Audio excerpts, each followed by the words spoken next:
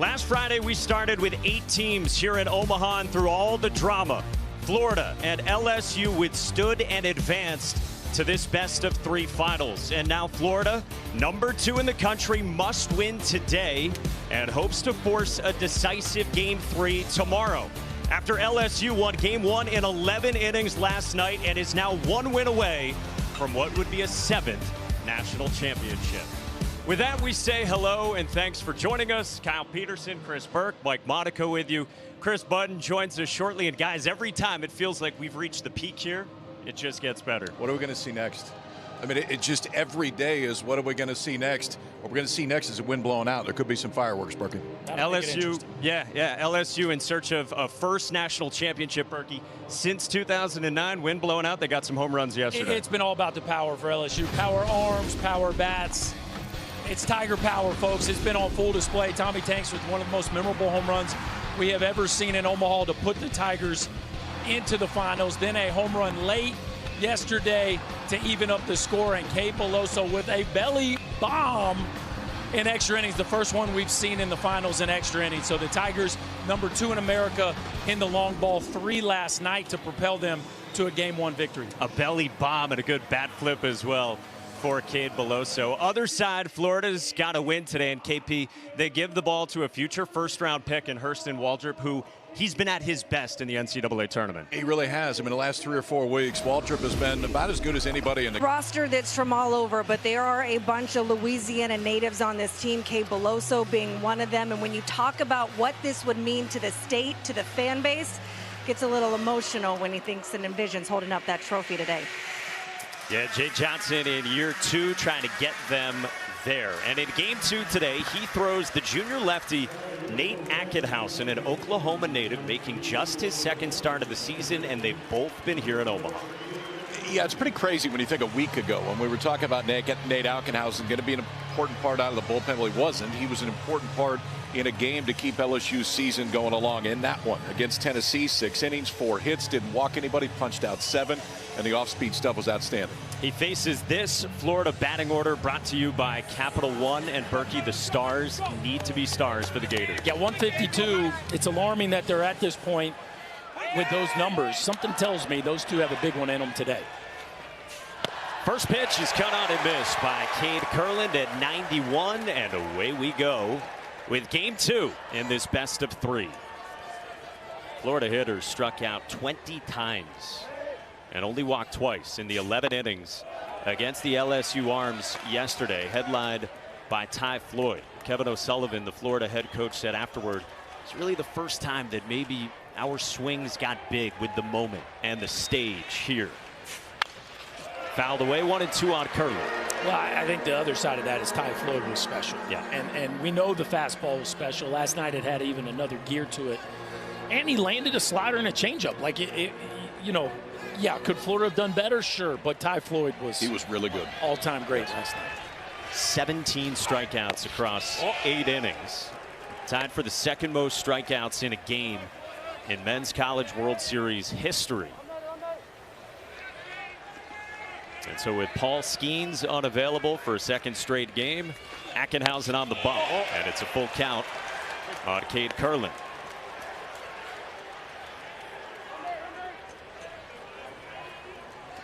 Paul Skeens with the mustache in postseason form. Payoff to Kurland is bounced left side. And Jordan Thompson, who bumps into Tommy White, not in time. Cade Kurland is on to start things. Well, I thought Kurland actually did Ackenhausen a favor there because he swung at ball 4. But Tommy White and Jordan Thompson, you want White to go get it. Like, just go run through that ball. He pulls up late, and at that point, they're going to run into each other, right? That's really Tommy White's ball. You want the third baseman to own that one. Of course, Jordan Thompson has to be in position in case White can't get there, but felt like White should have taken one more step and made that play running towards first base. So the leadoff man on in front of Wyatt Langford, junior center fielder and Florida star. Projected top 3 overall draft pick, according to our Kylie McDaniel. Last 9 games, though, for Wyatt Langford. Just 5 for 36. Yesterday, 1 for 5, had a double in the third, and then in the 10th, smoked that line out to left. Well, the outs are loud. Yeah, there's been tons of hard contact in that 5 for 36. He was hitting .399 before that 5 for 36. I mean, he's had an incredible season, but it doesn't feel very far off. And at a 2-0 count with the wind blowing out, watch out right here. Ackenhausen will check on Curlin. How much of an impact should we make on the wind? It's huge. Yeah, I think it is too. And I think that, you know, Waldrop's a guy that doesn't give up quite as many fly balls. Ackenhausen can sometimes, and this ballpark is going to play different than it has the last 10 days. That's a strike at 93, 2-1. However, if you punch out 20 times, doesn't make that big of a difference. I mean, you still got to give yourself a chance, and that's the biggest thing that Florida needs to do. 36 combined strikeouts yesterday between these two teams. 3-1 on Langford. Ackenhausen did not walk a soul in his last outing. He threw ball 4 to Curlin, who swung at ball 4. Now 3-ball count here to Langford. It certainly doesn't look as comfortable as it did in his first start against Tennessee. Ackenhausen was pitching there Tuesday against Tennessee, the first of LSU's 3 straight elimination games, and went a season-high 6 innings of shutout ball with 7 strikeouts. Also a season high, and Gavin Dugas said afterward, he saved our season. 3-1. Cut out and missed with a fastball. Interesting. Took a 2-0 heater. Looked tardy there on a 3-1 heater. Maybe just swinging a little too hard here in Omaha for Wyatt Langford. 3-2. Ball 4. It's ball 4. Good take by Wyatt Langford, and the first 2 are on for Florida here in the first. That was awfully close right there. Exactly where he was trying to go with that fastball. Langford sold it pretty well, and Jeff Head was buying it. And boy, this is an LSU staff that didn't pitch with much traffic yesterday, and they got their hands full here right out of the gate. For Jack Caglione, who was one of those 3 Golden Spikes Award finalists. He's got 31 home runs. Nobody in the country has more. He's tied for first, of course, with Wake Forest star Brock Wilken. Like we showed you off the top, like Wyatt Langford, Jack Caglione trying to get rolling.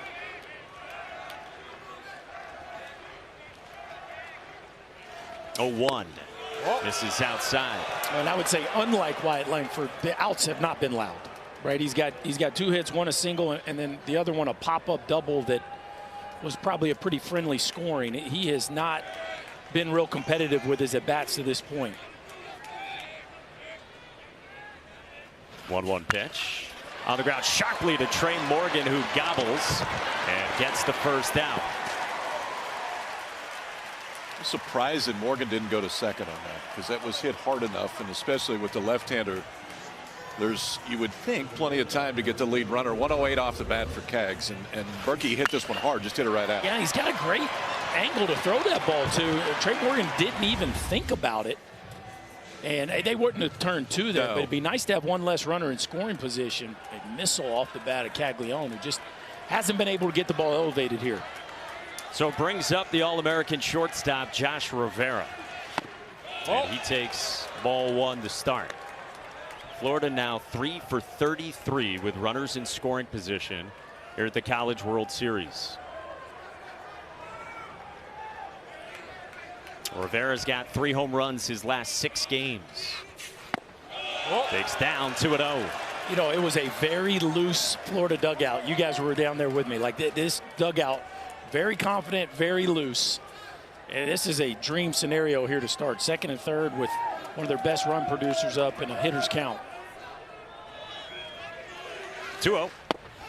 Pearls to the bottom of the zone for a called strike. Well, obviously, always an advantage to getting ahead. I mean, that's pretty simple math. But in this one, when LSU already has a 1-0 lead, if you get ahead, they're going to use their bullpen totally different than if they are ahead. 2-1. That's a strike. 2-2. Couple good breaking balls there. Don't know if that one got all the way back, but Jeff Head thought it did, and I wouldn't be surprised if they stick with that breaking ball here with first base open. Ackenhausen's 2-2 is a fastball cut out and missed. 2 gone. No, it's interesting because Ackenhausen against right-handers this year, the swing and miss percentage on the slider and the changeup both above 50%. On the fastball, significantly less, but still went back to it right there with Rivera. That had maybe just enough arm side run to get it off the bat, but a giant strikeout right there for Nate Ackenhausen, his first of the day. He's a guy who's got reverse splits, so he's actually been far tougher on righties, and lefties like BT Riopel have seen him better. Fifth-year senior catcher in the 5 spot. Whoa. Takes ball 1. What a missed chance, right? You had 2-0 count with a runner on third base, and Rivera comes up empty. Love to see Riopel cash it in right here. Riopel with 6 hits in the tournament, and 5 of them are home runs. Oh. Outside 2-0.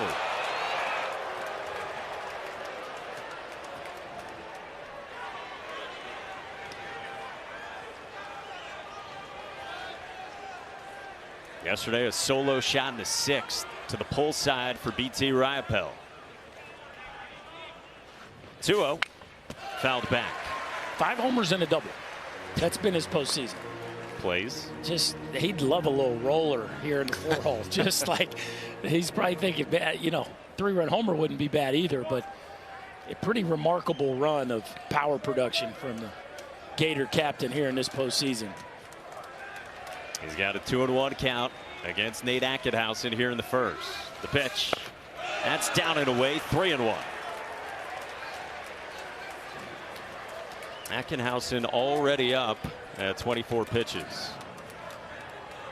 More balls and strikes, and that was not the approach just a week ago. 3-1. Up the ladder and pop foul, and a full count again. That was ball 4. We've seen that twice. And Curlin did it to start, and he reached, but right there, Riopel did it 3-1. Now he's got to go back to work. Luke Heyman would be next. The LSU fans activate in the first. The 3-2. Strike 3 calls.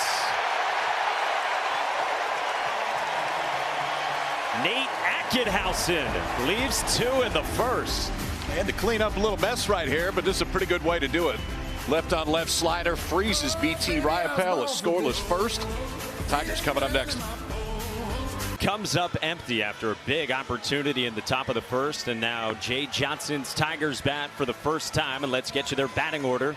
Brought to you by Capital One, headlined by the newly minted Golden Spikes Award winner Dylan Cruz. Congratulations to Dylan Cruz, one of the best college careers you can draw up, and punctuated by a Golden Spikes Award, and he's hoping it's really punctuated by a national championship here this afternoon.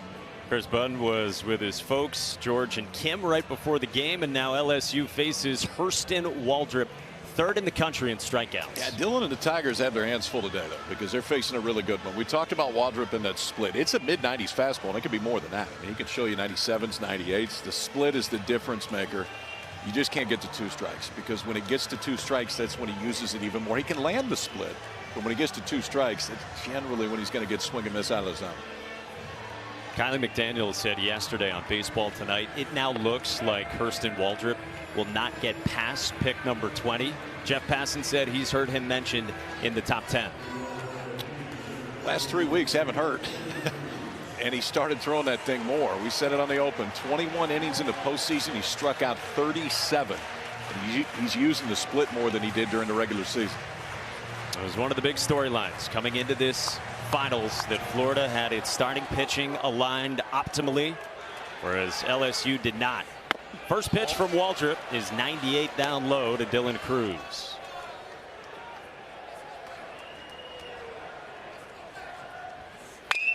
On the ground sharply past the dive of Colby Halter, and Dylan Cruz has a leadoff single in the home half of the first.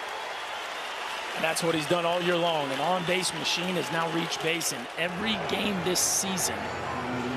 leads the country in runs, and when he gets on, it works out pretty well for this Tiger lineup. He is number 1 on Kylie's MLB draft rankings. And that's in front of this guy, Tommy White, who's up to 101 RBIs, now second most in the country. Had the solo home run in the 8th inning yesterday that tied the game 3-3. And that was a look at the split change from Hurston Waldrop.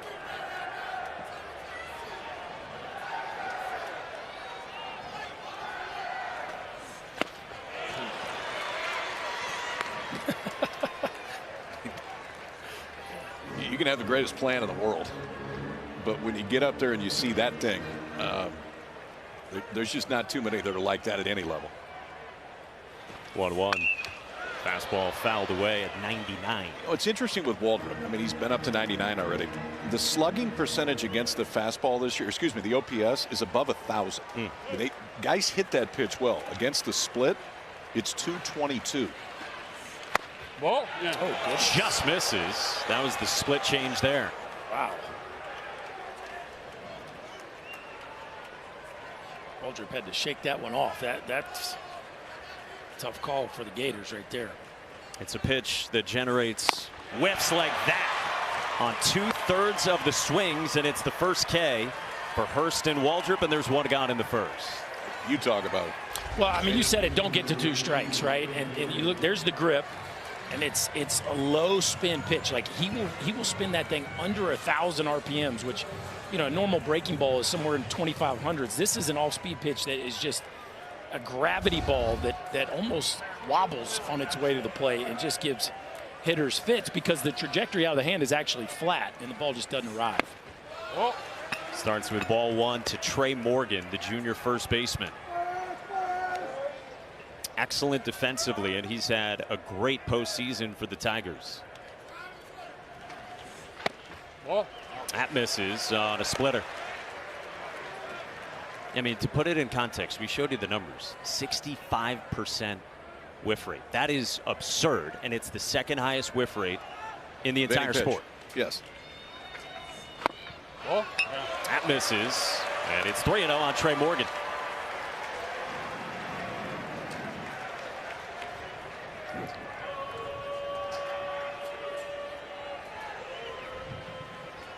Waldrop's 3-0.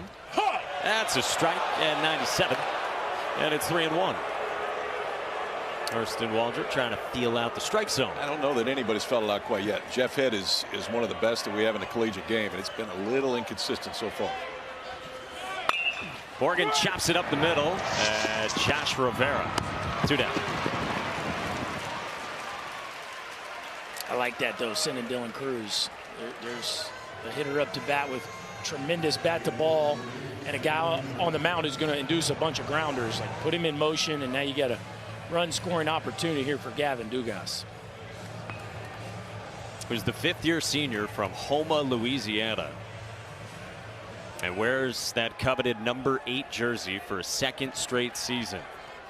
Best exemplifies the spirit of the program with leadership and dedication to one of the upperclassmen.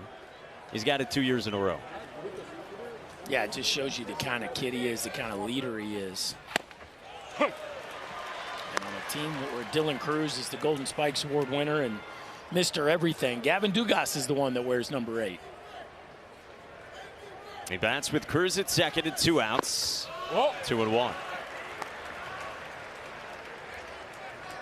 Looked like the takes that we saw last night for Dugas.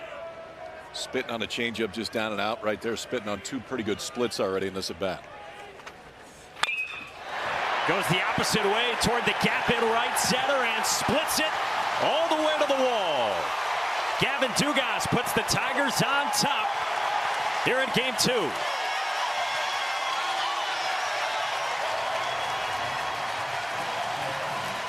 How locked in is this guy? Oh, they got him out with a bunch of sliders last night, and after spitting on a couple of splits, he earns himself a slider. Here you see a slider just sitting there.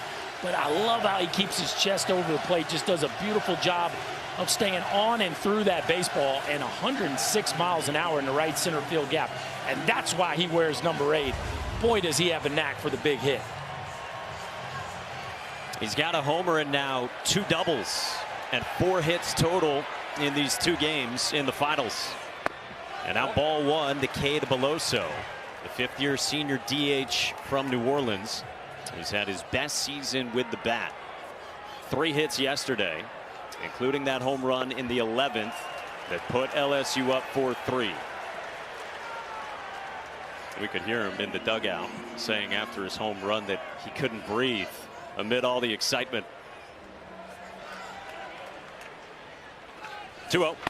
That's down, and it's 3-0 from Hurston Waldrop. They're not even messing with him. Well, you want to swing, go ahead. But first base open now. 3-0 to Beloso, who's already hit 2 in the seats in this series. Ball 4. Inside, and a 4-pitch walk. 2 aboard with 2 outs for Hayden Travinski.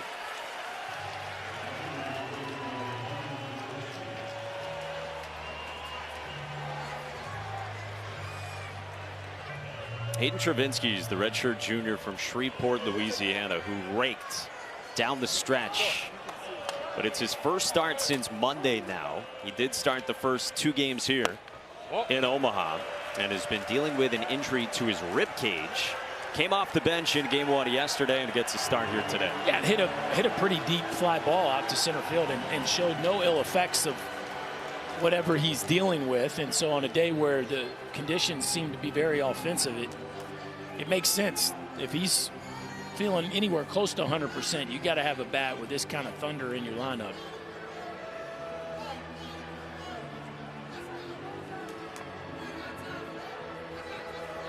BT Riopel with visit number 1 to the mound for Hurston Waldrop.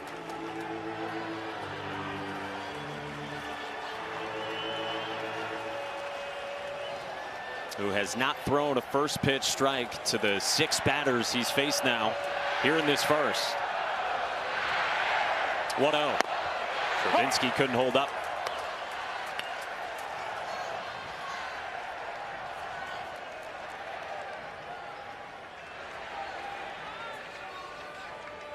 The 1-1.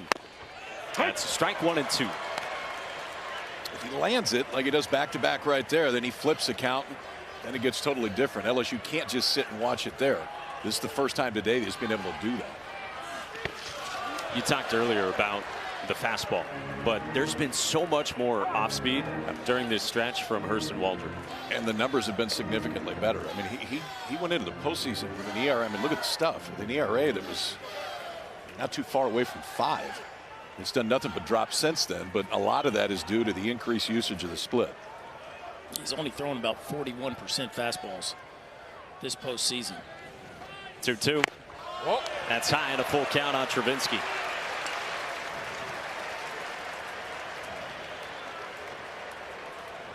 Braden Jobert would be next. 3-2. Ball 4. Misses, and they are loaded for LSU.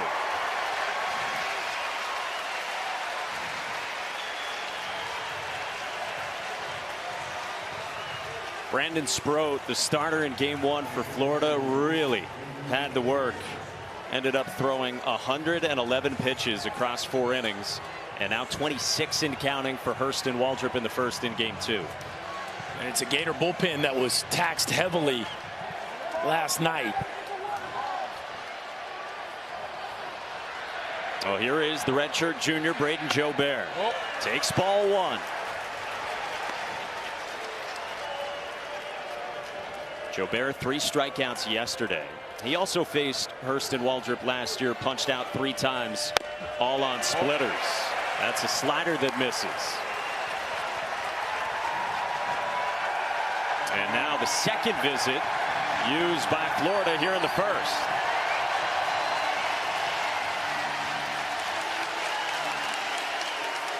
Well, you know, it's one thing to pitch around your fastball when you got command of everything else. When you don't, at some point you're going to have to throw the heater.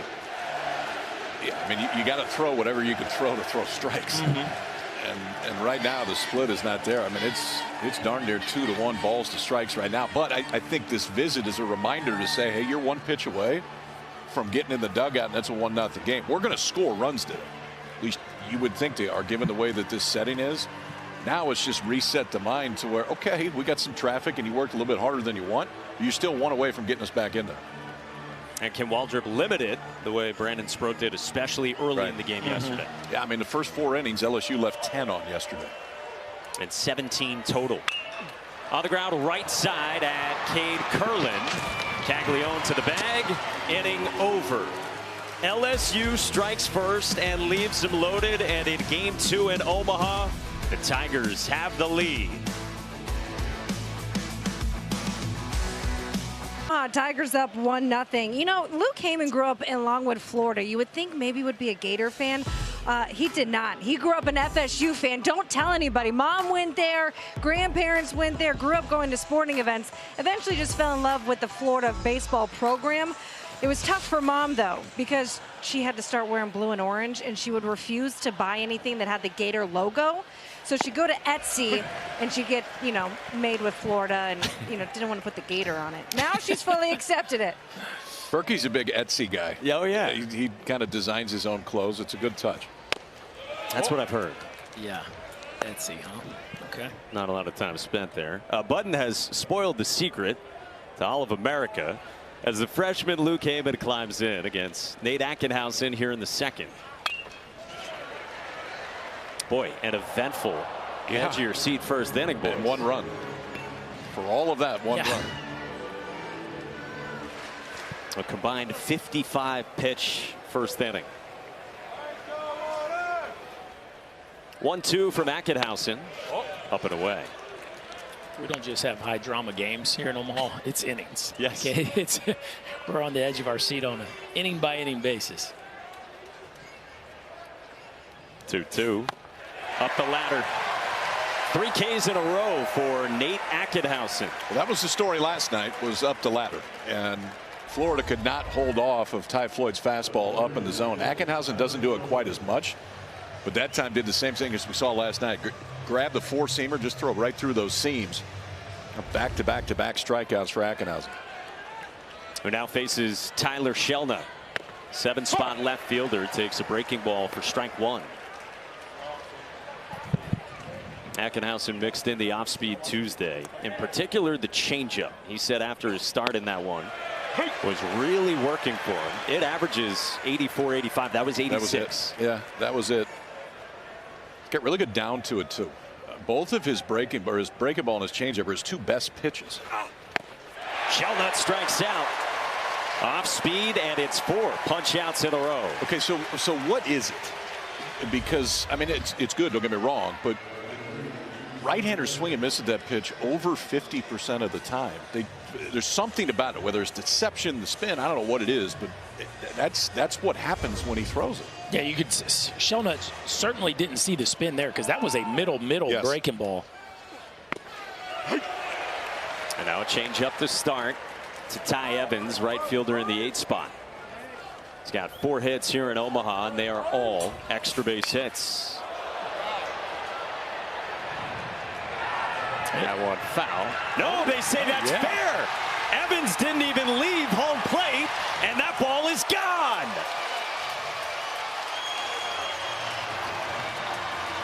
Well, we told you there would be offense with the wind blowing, and Ty Evans down the line, and this game is tied.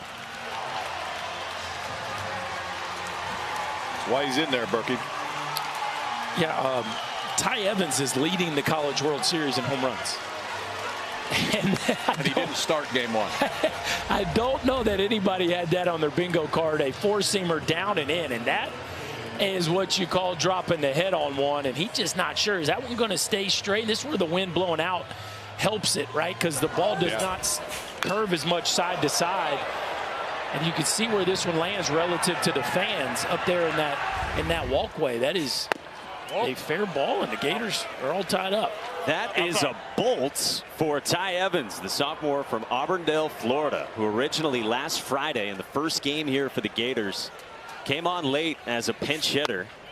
And what a burst he has been for Florida. Man, 3 homers and a double. That one was 109 off the bat and 423 feet. Now Colby Halter floats one foul. Well, if that doesn't get the Gator dugout even more motivated to get the ball down, right? I mean, you know that was a storyline after last night's strikeout fest, but that's a fastball down around the thighs that you can do something with.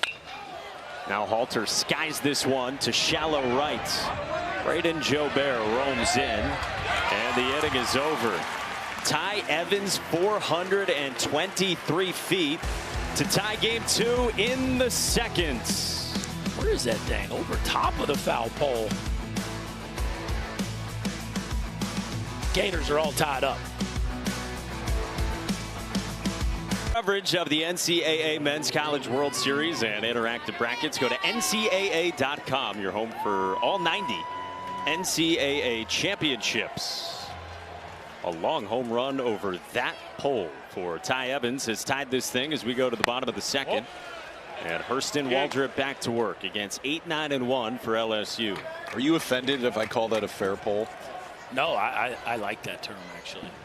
We'll agree to agree on that. This is yanked by Jordan Thompson, and that is foul. Not fair.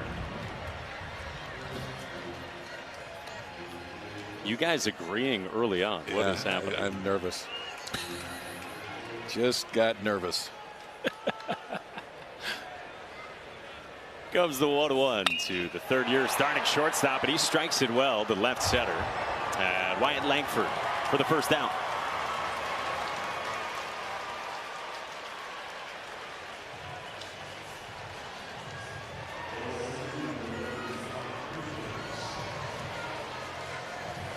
We're up to 8 one-run games here in Omaha, and that matches the most we have ever had at this event. Game 2, Gators and Tigers. To the 9 spot, Josh Pearson. Left fielder takes ball 1. What a catch Josh Pearson made in the bottom of the 10th on Wyatt Langford yesterday. Dylan Cruz said afterward he was holding his breath for a little bit. Admitted that. There was about 20,000 in here holding their breath when that came off the bat. 2-0. That misses, and it's 3-0 from Hurston Waldrop.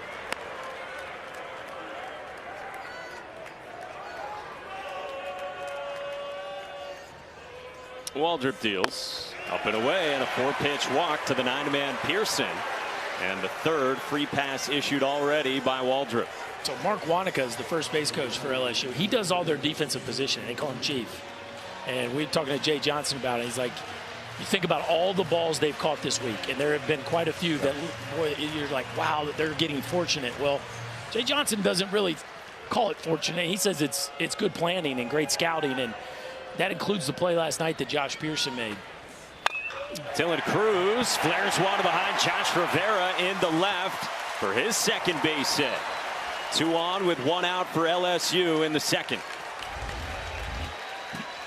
Waldrop likes to get ahead with that breaking ball, and this one isn't a bad pitch. Cruz catches it off the end of the bat, but gets just enough of it. You see that beautiful extension through the ball that allows him to keep it in the air long enough to fall into left field. And here come the Tigers again, man. Just traffic constantly for this offense. 2 on after they left him loaded with the 1 run in the first. And here's Tommy White. Struck out on a splitter his first time and gets another one to start out. I don't think he's going to get anything but that in this at bat. If Waldrop gets ahead, I think the entire at bat is going to be splits. Talked about how much more off speed there has been from Hurston Waldrop. And White has homered on breaking balls here, so it's another split change.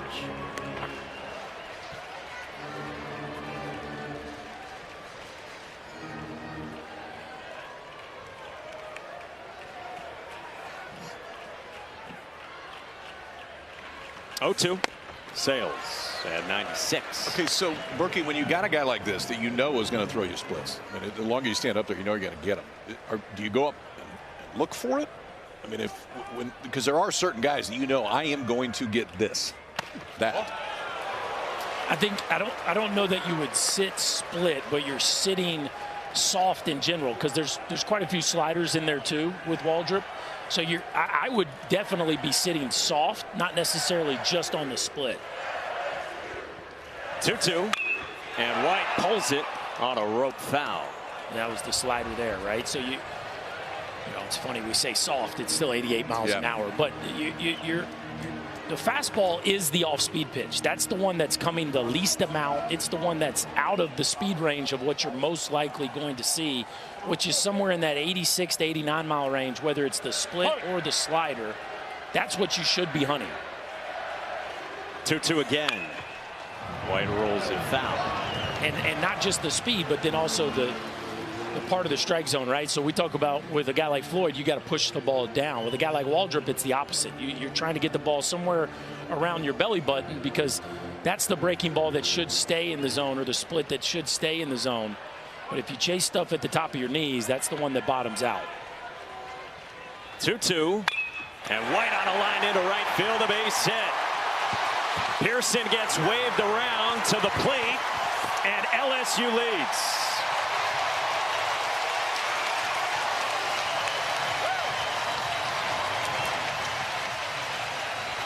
You don't accidentally drive in 100 runs. You know what the heck you're doing up there. Tommy White certainly does that. A hanging curveball just up around the belly button, right? We talk about you got to get off speed pitches up. You got to hunt the ball up, and that certainly was a soft breaking ball right around the belt.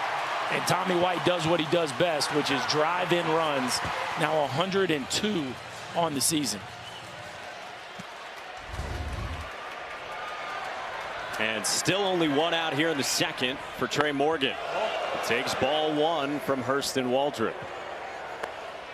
In these first couple of games, the early innings, the approach, the takes, all of that from LSU been mighty impressive.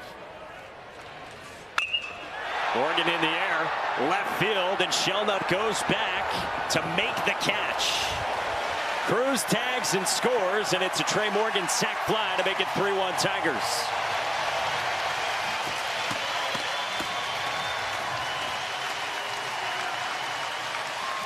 What a lineup, KP. Yeah. These guys just know how to put together at bats and execute. Well, I mean, you got a one-out walk to the 9-hole hitter, too. You put Pearson on, now you've created traffic, and you got Cruz, White, and Trey Morgan coming right after him. And then Gavin Dugas climbs in here after an RBI double that he torched in the first. Then he gets hit.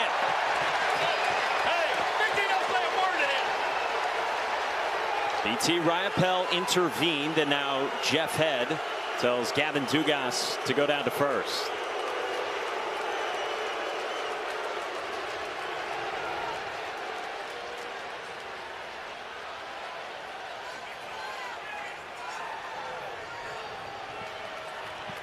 So Jeff Head just looked at BT Riopelle and said, hey, help me out. Help me out.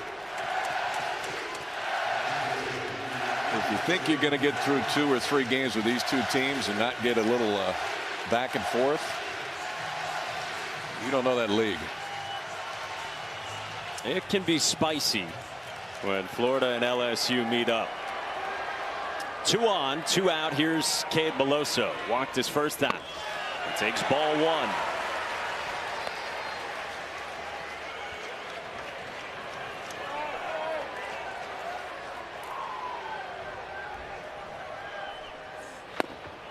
Big cut through the splitter. Cade Beloso often found with a smile. Yeah, he just smiles a lot. That's a fun one to be around. Plays out that, it kicks away, and Tommy White moves up. Riopelle's throw does not get Dugas, and now 2 in scoring position.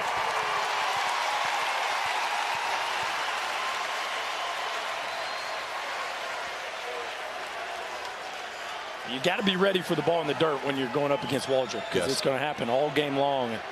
Certainly the Tiger offense was ready for that opportunity. So now second and third, 2-1 to Beloso. He's blocked by Riopelle.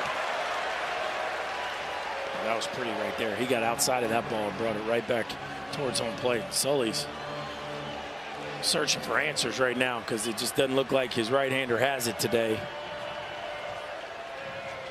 3-1. Outside, ball 4. They're loaded again for LSU. So what do? Do you go to a more fastball heavy approach, or do you stick with, even now 50+ pitches in, the formula that's gotten you here? You got to figure out what you can throw for a strike, because if you continue to do this, he's now walked 4 and hit 1. It doesn't take that much offense to score runs because you're creating so much traffic on your own. Well, that's a fastball to start out Hayden Travinski, who walked his first time with strike 1.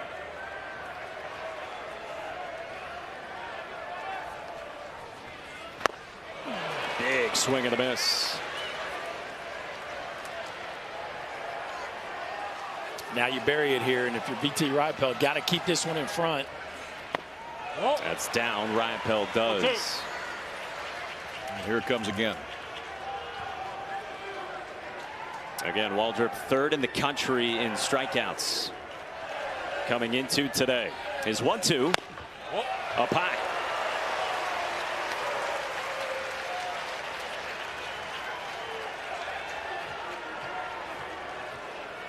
Traffic galore for LSU these first couple of innings off Hurston Waldrop,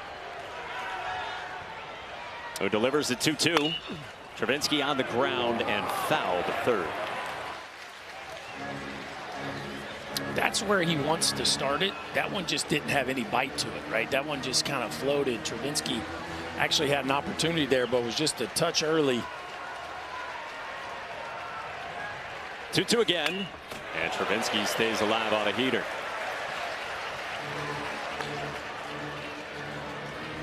And look out, cameras. Johnny Lawrence back there.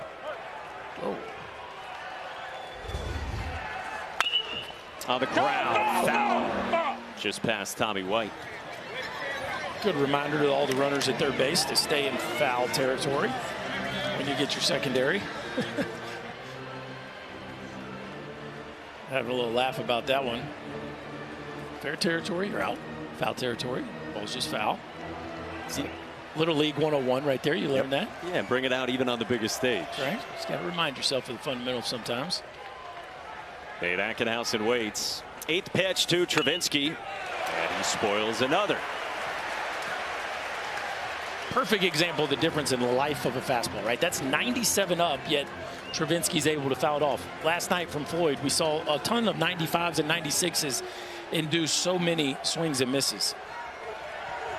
Part of his 17 strikeouts. Another 2-2, and this is pulled to third, and Halter ends the inning. So LSU leads by 2. They have left 6 against Hurston Waldrop through 2.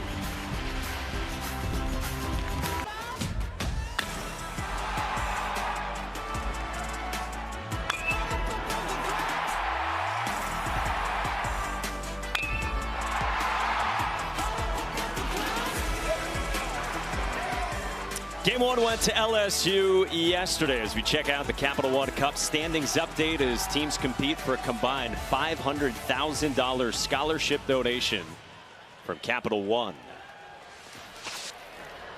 All right, on we go to the top of the 3rd, and Cade Kurland gets hit by the first pitch from Nate Ackenhausen. Exactly the start you're looking for if you go put 2 on the board. Ackenhausen's first one, he just spiked. As he goes through the Florida lineup for a second time. Jay Johnson said afterward, as Wyatt Langford climbs in, that on Tuesday in that first Ackenhausen start, they were thinking 3 innings. They were thinking 60 pitches. He went out and gave him 18 outs. Langford walked his first time.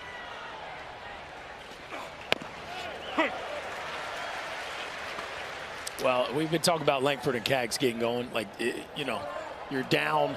Your backs are against the wall right now. Your starter doesn't look like he's got his A+ stuff. This offense, got to start now. They got to get going. 0-1. Langford pulls it past Tommy White into left field, a base hit. Kurland stops at second, and right on cue, Wyatt Langford arrives here in game 2. Crazy, man. They can hear you down there. You did this yesterday. It's the exact same thing. I mean, does anybody hit the ball harder than Wyatt Langford? Just another 112. Just put it on the board. Remember last year Kemp Alderman was kind of putting on this exit velo show. Now this year it's been Wyatt Langford. For somebody that only has 4 hits here in Omaha, he's had 110 pluses all over the board. And second time through with Nate Ackenhausen at 44 pitches. You see the bodies spill into the Tiger pen. And now we'll get a visit from, it would appear to be, Jay Johnson.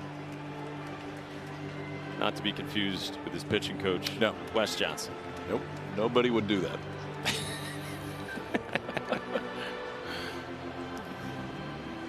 Yeah, he's putting the brakes on here, and that bullpen is in full mode of all hands on deck right now, because you're at the part of the lineup where you might mix and match here, as this is the scary part of the Gator batting order. There wasn't like 2 or 3 guys that ran down there. I think there was 10. Right. And it's just, we'll let you know, but everybody get down there and get ready. The way it went on Tuesday for Nate Ackenhausen was that Jay Johnson texted him that morning at, in the words of Nate, 8:56 a.m. And Nate texted back his head coach at 11:10 when he woke up. Texted him back, "I'll give it all I got." Those were an anxious few hours for Jay Johnson, who told us pregame we have about 3 or 4 big-bodied, bearded lefties who like to sleep. Ackenhausen still out there against Jack Caglione. Grounded out sharply his first time and rolls this one into center. Curlin scores, and Langford and Caglione deliver, and Florida's within a run here in the 3rd. Well, there you go, Gator fans. There's your dudes showing up when you need them the most. It felt like Langford missed a chance to go 1st to 3rd right there, which would have been an added bonus. But Cags getting them on the board here in the 3rd is a big deal. A hard hit grounder up the middle, and Langford's got, look how early he's at second base. The ball's not even close to Dylan Cruz, but I guess just playing, you know, the old adage, you don't want to make the 1st or 3rd out at 3rd. Langford plays it safe. Now Josh Rivera goes first pitch hunting and pops it up foul. So Langford at second, Caglione at first, with still nobody out. Rivera struck out on a fastball from Ackenhausen back in the 1st. Kevin O'Sullivan has called Josh Rivera the best shortstop in the country. Swings through that. That's a good change.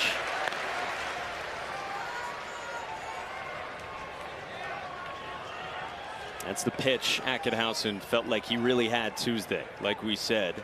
And with the wind blowing in that one, he threw it a lot. Here's 0-2.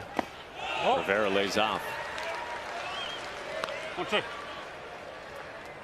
Yeah, he's going to lean on the off-speed stuff. The slider and changeup have been very effective for him this year, especially against right-handed hitters.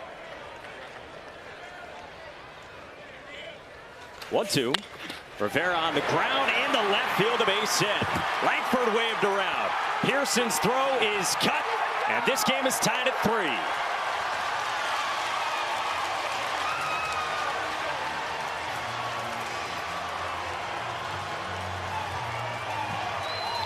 Just kind of felt like it was coming. I mean, he didn't know when and exactly what it was going to look like, but this Florida offense is going to wake up at some point. Rivera has been fine through all this, but he gets one he can handle. I mean, it's a fair amount of ground balls in this inning. Cag's a ground ball. Rivera's a ground ball right there. First pitch of the inning hit Cade Curlin, and 3 straight singles for the Gators to tie it up. And still nobody out as Jay Johnson ponders and BT Riopel bats. Fouls off the first one. Well, all of our other classics have been kind of low-scoring nail-biters. Maybe we got ourselves a slugfest classic here this afternoon. Gator offense responded right on time. Gavin Guidry, the freshman who's been nails in the second half of the season, is up. Whoa. That's up high.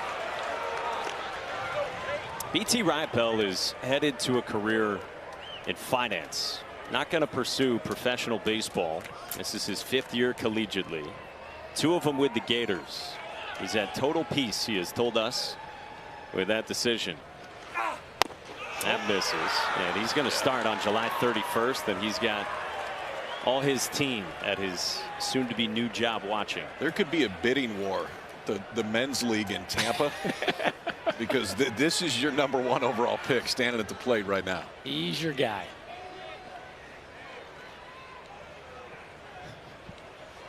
2-1 to him. Yes. And Riopelle couldn't resist. 2-2. The real question is, are some of his teammates going to be his first clients? I think that would be maybe what's next. Seems like a smart move. Yeah. With some of the star power. A few big leaguers on this roster. Ackenhausen readies. With a 2-2. Riopelle strikes out. One away. Just looking for something that wasn't that. Yeah. Looking for either the changeup or the slider. The fastball just stood BT Riopelle straight up.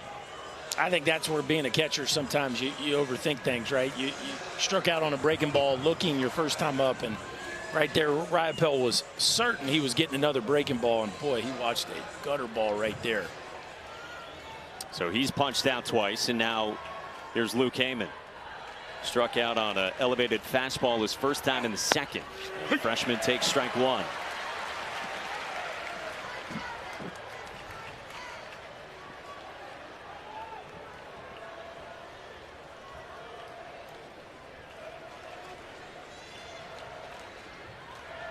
Oh, 1. That's up high. So we asked Jay Johnson, by the way, well, when did you text or tell Nate Ackenhausen this time? And he said, actually, right when he took Ackenhausen out of the game on Tuesday, he said with confidence, you're starting on Sunday. Still had to win that and 2 more elimination games at that point when he told the big lefty. Heyman on the ground towards short. Thompson bobbles, and they're loaded for Florida.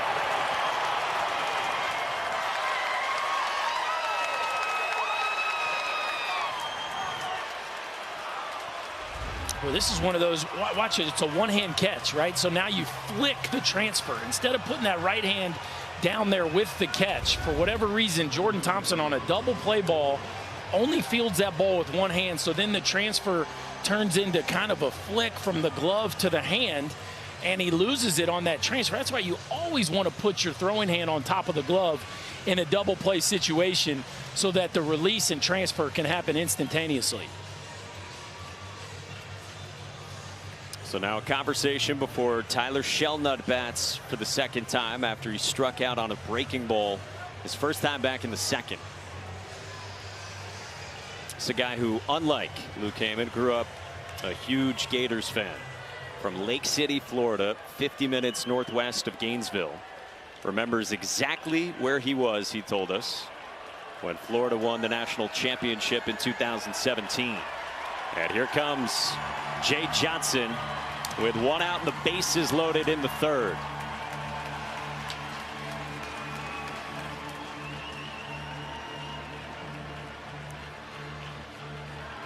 Tell you what, that's a huge miss. You're jogging off the field right there. Heyman doesn't run real well. I think Dugas is going to finish that double play. Instead, you got the bases loaded, 1 out. Big moment here for the freshman running in. Forced to make a move to the rookie, Gavin Guidry. Onto the bump in game 2 in the finals at the College World. Do it for Nate Ackenhausen today. It was so good in his first start here in Omaha's first start of the year. 6 innings. Did not give up a run. Today, the control the arm side was actually pretty good early. But then it was creating more traffic into that arm side. Jumped on him a little bit late. Single to left by Langford. Another one from Rivera. Struck out Riopelle looking. And then an error on what could have been a double play ball will end up ending the day a little bit earlier than the boys in gold were hoping for. And he will give way to the freshman from Lake Charles, Louisiana, Gavin Guidry, who arrived as a two-way player and has stepped up to be a massive part of this bullpen. That's kind of a short arm. It's, I mean, which is what it is. It looks like a shortstop that's on the mound from an arm pass standpoint, but it's mid-90s and the breaking ball's really good. That's where Guidry excels, is when he gets into those counts.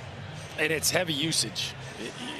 If you're Florida right now, you're sitting up there looking for a breaking ball. We saw Hunter Inslee from Tennessee hit a first pitch breaking ball out against Guidry in game 1 of the LSU Tennessee series here in Omaha.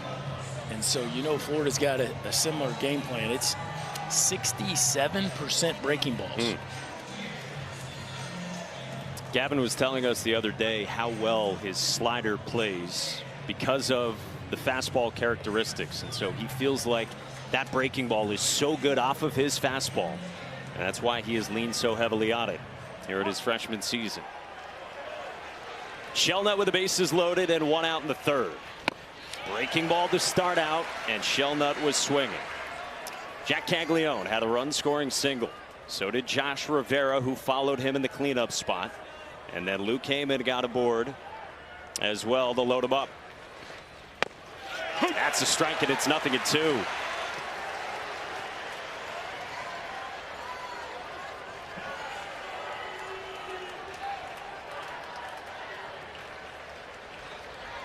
Oh, 2. Cut on and missed. 2 down. That's what he does. He's going to throw that one. Shelnut expanded the zone on the 1st. And Guidry landed it to get to 0-2 and then expand the zone right there. You're going to get a ton of them. Just whether or not he has the ability to throw it for called strikes, and whether this Florida lineup has the ability to lay off those in arm. Well, it brings up Ty Evans, the home run hitter, back in the 2nd. Breaking ball to start, and Evans skies this one down the line and left toward the corner. Pearson back at the wall. That ball is gone. It's a grand slam for Evans.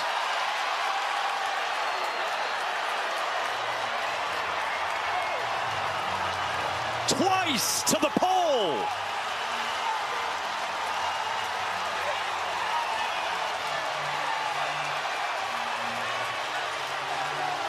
Are you kidding me? That ball was hit to the clouds. And we knew at some point the wind was going to be a factor today, but that's the first one where it has really shown up. 51-degree launch, a first pitch breaking ball hit to the sky. 51 degrees, are you kidding me, KP? Still 109 off the bat, but backspin and wind carries this one out off the bat. You thought maybe it was going to go foul, but it wasn't going to leave. Instead, it's a grand slam for Ty Evans. And the Gators strike back with 5 here in the 3rd. He's now homered twice in the last 2 innings, and it's a 4-run Florida lead in game 2 after dropping game 1 to LSU last night. Wow. And how big's that double play ball now?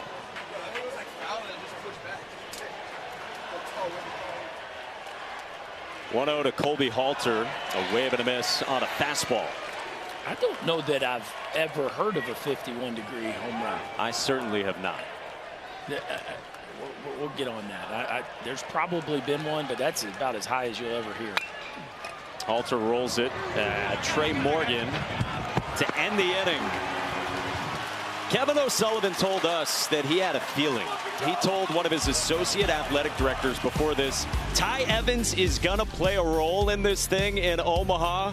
And boy, has he. Somebody gotta shake things up. Somebody gotta shut things down. Welcome back to the NCAA Men's College World Series presented by Capital One.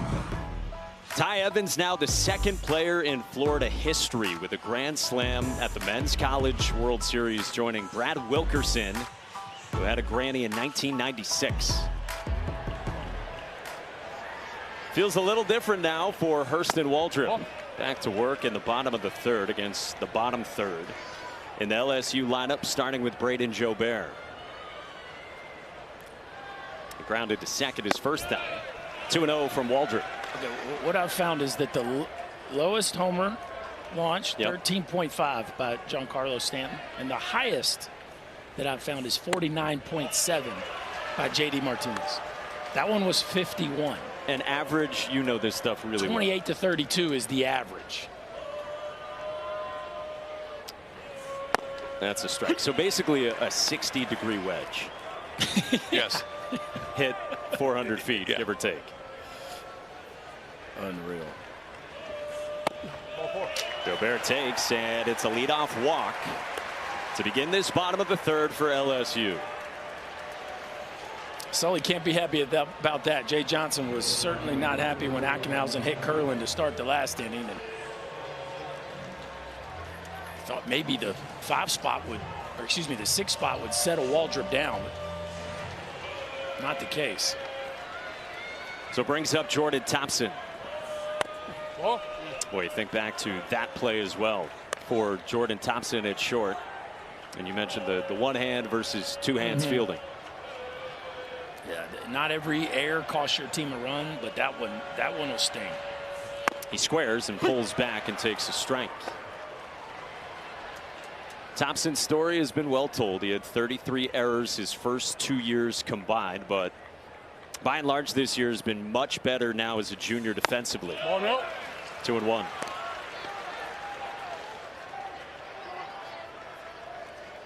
Part of the defensive issues last year were knee surgery for Thompson 3 weeks before the start of last year.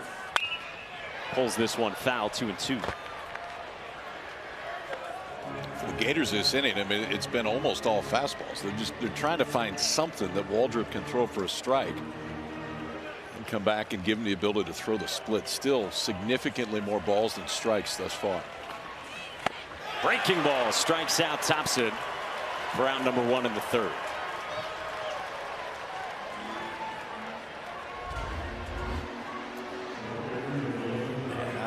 That was one of his better sliders today. That's one he really got on top of and had a little bit more depth. A few of them have kind of hung in the zone. That one, really, when he needed one right there, was probably as good as he's thrown today. Paul Skeens leads the country in strikeouts, of course. And then Stanford star Quinn Matthews now 2 ahead of Hurston Waldrop. Pumps in strike 1 to the 9-man Josh Pearson, who worked that 1-out walk his first time in the 2nd. Splitter away.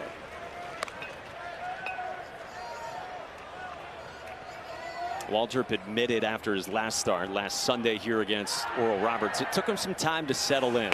He said on a big stage, obviously a lot of adrenaline and the emotions that come with this place.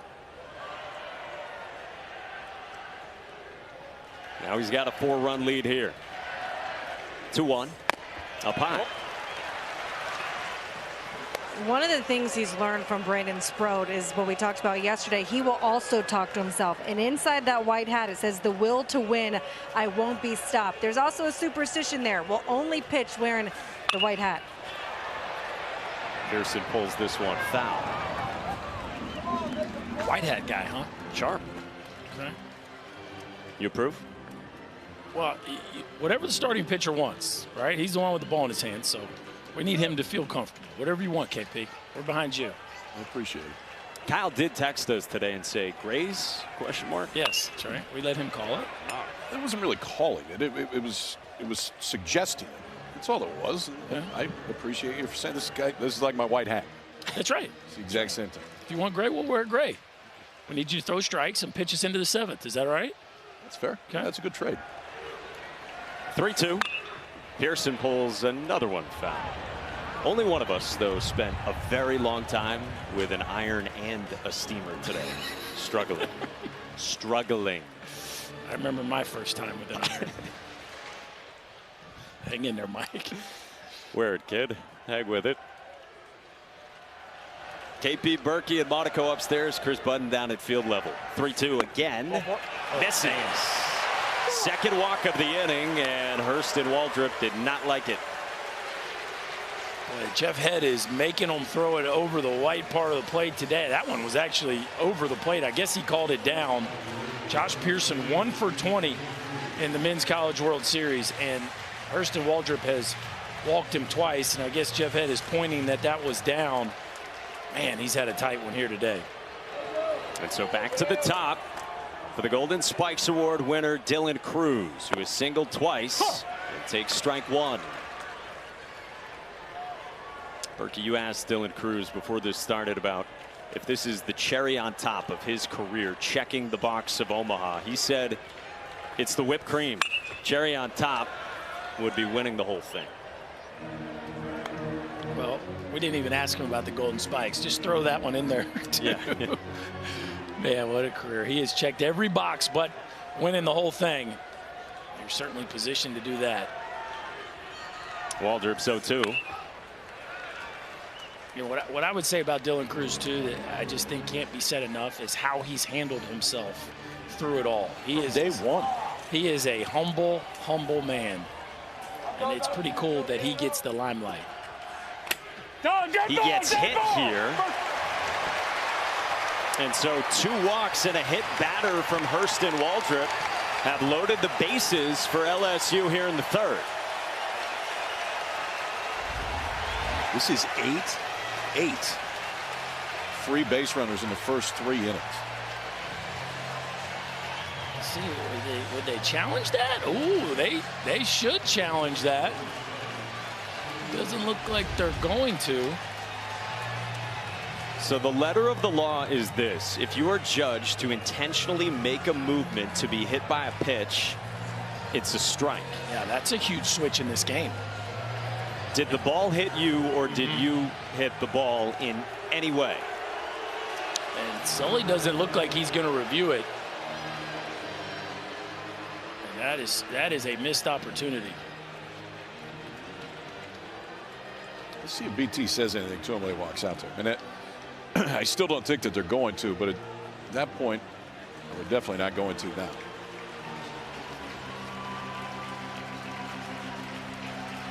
Well, we didn't know it would be this offensive, but you felt like for Florida to have a real chance, he had to get him into the 6th or 7th. He won't. They'll go to the bullpen. Here in Omaha, and he's got 3 of LSU's 7 grand slams this season.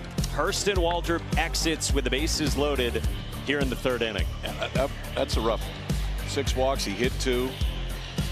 He left the bases loaded in each of the first 2 innings. LSU's had him loaded at least once. So they'll go to Blake Purnell, who hasn't pitched in a month since the SEC tournament. It's a low slot 2-seamer, a guy that can roll you a lot of ground balls when he's right, but maybe he hadn't quite had the year that he did last year. Last year he was closing for a period of time. This year coming in at a massive spot for Florida. Kevin O'Sullivan said last night, we're going to need some other guys to step up on the mound. And I feel confident they will, but it's guys who haven't even stepped onto this surface yet. And earlier than expected for the Gators here in Game 2. Needing to win, trying to force a decisive Game 3 tomorrow. Point. Tommy White struck out his first time and then had an RBI single in the 2nd. First pitch inside, ball 1 from that low slot.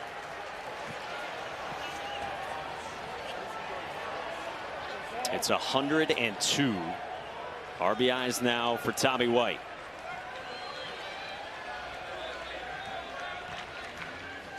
The 1-0.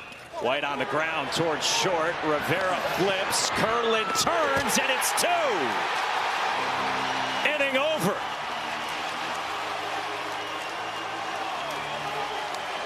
Well, it doesn't get any bigger than that, boys. What a play by the Gator defense. Just when it was getting shaky, Blake Purnell comes in and gets them off the field. Gators still up 4. Omaha joined with LSU head coach Jay Johnson. With Ackenhausen done early and knowing what you have today and a possibility of tomorrow, how do you manage your arms? Just one pitch at a time. I mean, they're in a bind too with us getting Waldrop out of the game. We just need to cash in a couple more of those opportunities. So we're going to try to keep it close, so they have to keep going to guys. What was the message to your guys on the bus ride over this morning, knowing what you could be celebrating today, but also knowing you have to get a job done? Yeah, task at hand. You can't go there. If you go there, it takes you out of your plan. And when we stay in plan, we're a pretty good baseball team, so we're trying to do that the best we can. Thank you, Jay. Thank you. In search, Chris, of the program's 7th national title. Only USC has more with 12. Tigers' last one was in 2009, and they're on the doorstep after back-to-back wins in 11 innings apiece. To the 4th. It's been eventful so far. 3rd time through the Florida lineup, starting with Cade Curlin, who gets ball 1 from Gavin Guidry. You know, we're not used to saying this here, but this could end up being like a Rosenblatt score. Just the way, the way it feels here early. 1-0 pitch. Well, how about this? It's 7 runs on the board for Florida. They're the first team in this year's College World Series to get 7 in a game. We're just getting revved up. Outside 2-1 on Curlin. I don't think this one's going to end 7-3.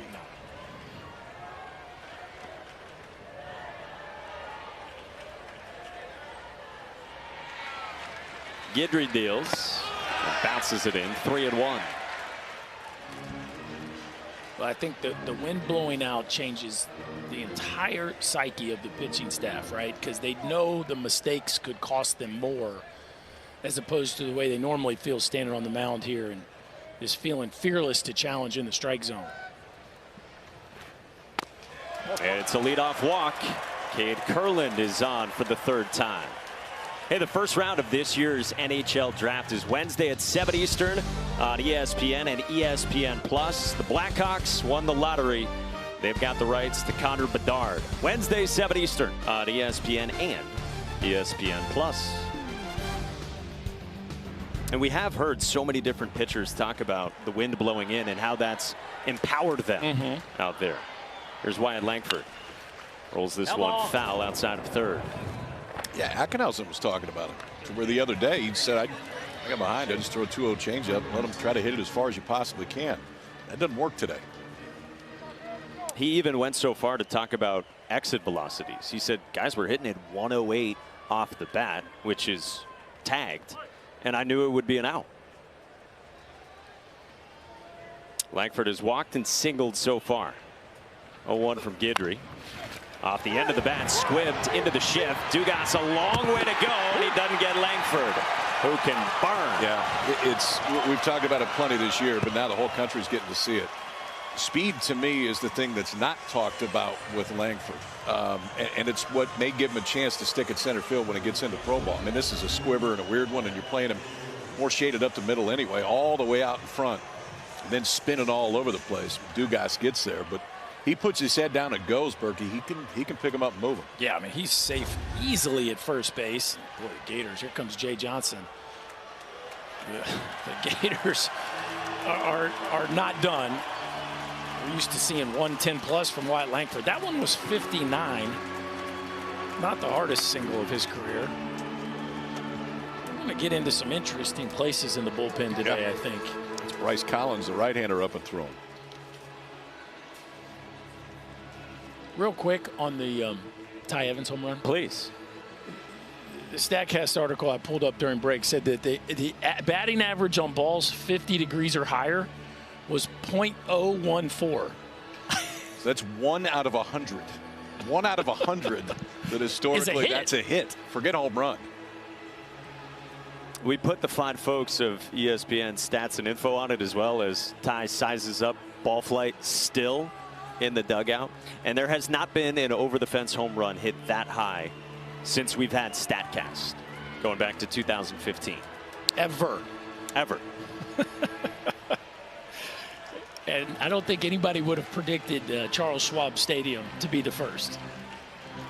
It's not Bluto 0.0, but it's close. 0.14. Jack Caglione against Gavin Guidry. Ball 1 to start out.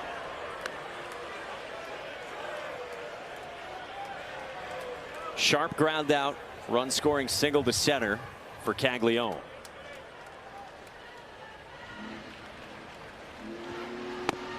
He talked with Chris Budden before the game about the conditions and just trying to do less, maybe not swinging as hard and just letting his natural strength do the work.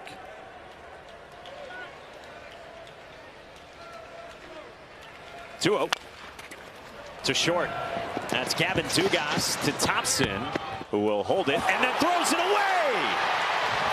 Kurland scores, and it's a 5-run lead. Oh, the second big blunder from Jordan Thompson gives the Gators a run.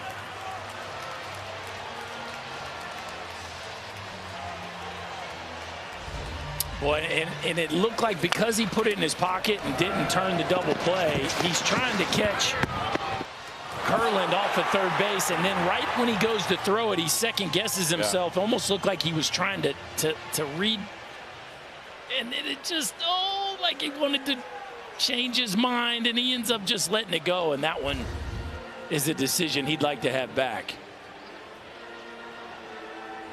And now the umpires come together here after Jay Johnson came out. LSU is challenging the slide at second base. The previous play is under review. So this is interesting. Over at second on a Wyatt Langford slide into the turn for Thompson. Is he sliding into the base? He is for me. Yeah. I mean, you can go to the inside part of the base, which he was right there. He was. Yeah, his left foot goes right into the middle of the base. Yeah. Or his right foot, Yeah. excuse me.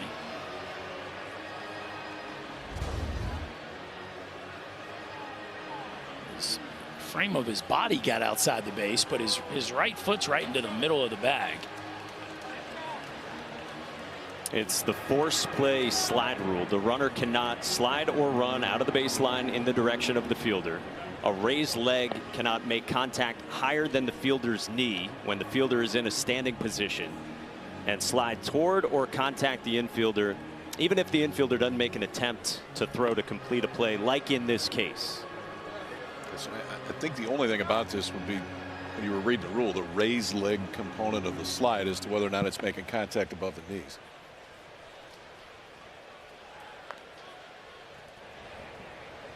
The call on the field of no force play slide rule interference is confirmed.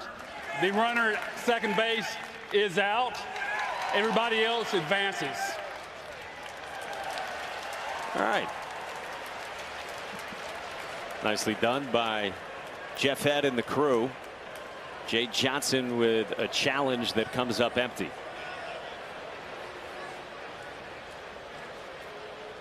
You get two of them, you keep them if you're successful. That was the first one from LSU here, 4 innings in. So it's 8-3 now. Florida in front, top of the fourth. And Josh Rivera with Jack Caglione aboard at first against Gavin Guidry. Big lead, and Caglione goes. Travinski's throw. Got it.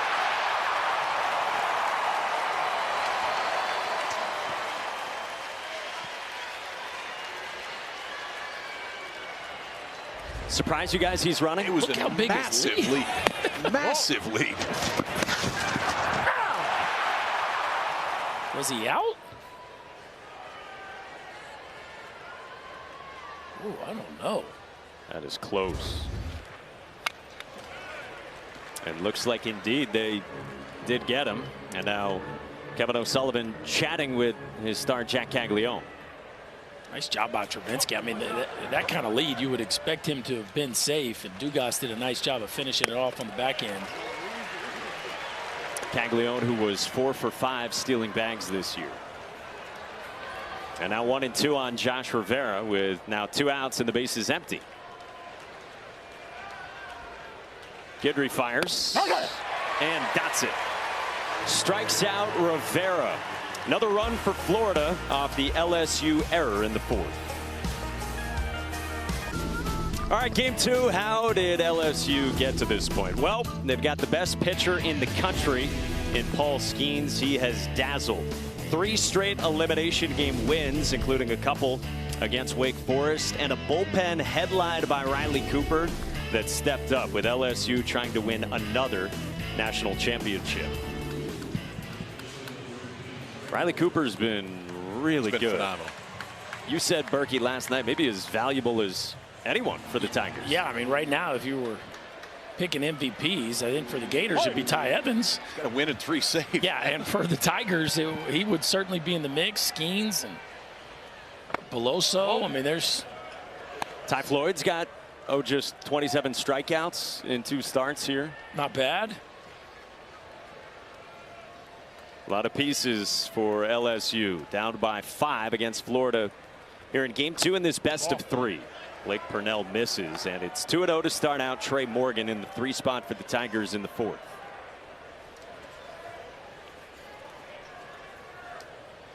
Again, Purnell, as KP told you, working for the first time since late May against Vanderbilt. And really working for just the 2nd time in the last 7 weeks. Because when he pitched in the SEC tournament in Hoover, Alabama, It's his first time out there in 3 weeks. And misses 3-1.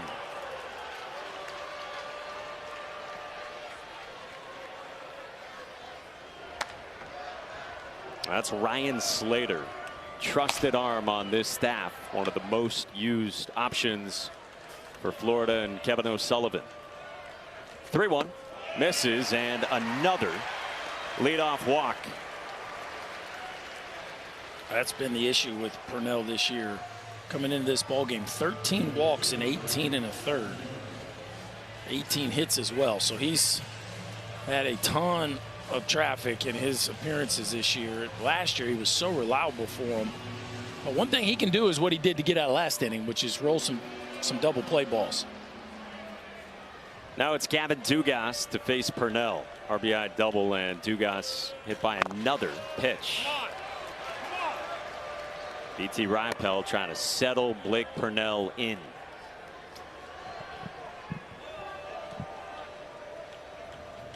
Kevin O'Sullivan has talked about Purnell, and when the velocity is more 86 to 88 than 90 to 91, it's better.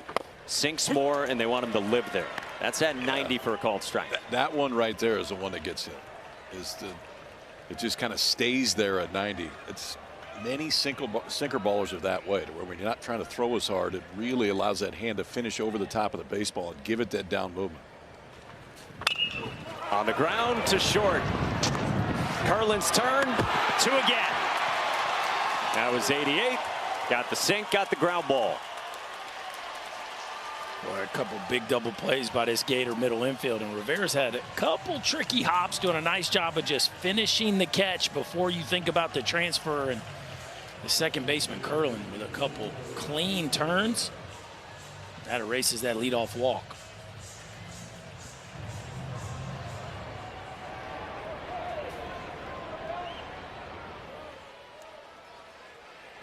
So Morgan retired on the twin killing, and now Cade Beloso takes strike 1.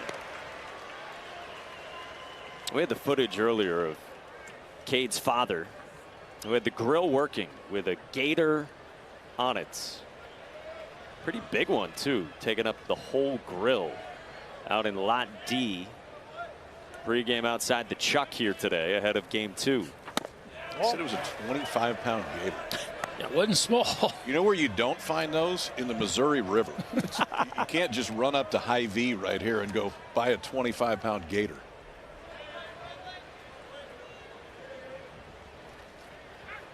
One to Cade. Misses. So Hot Rod, as he's known, showing off to our camera crew earlier today, and some Bayou dust sprinkled on. May have to run down some of that Bayou dust. So, do we think he traveled with the, like, where did he acquire this gator? Like, is that at the? I think you got to travel with it, right? I think Chris knows. I talked to Kate about it when I came into the dugout to start the game, and he looked at me. He's like, "Did you see my dad? Did you run into him? Did you get some gator?" And he goes, "My dad right now is in his prime, living his best life out here." And Cade walks for the 3rd time in 4 innings. Second walk of the inning, and a 2-out base runner. Maybe that one was on ice. I think it had to be. KP already told you about the layout here in all bodies of water. You can't find that at the local market. No, if so, I haven't been in that aisle yet. So man aboard, and we'll get a conference for Hayden Travinski, catcher in the 6th spot, with his head coach.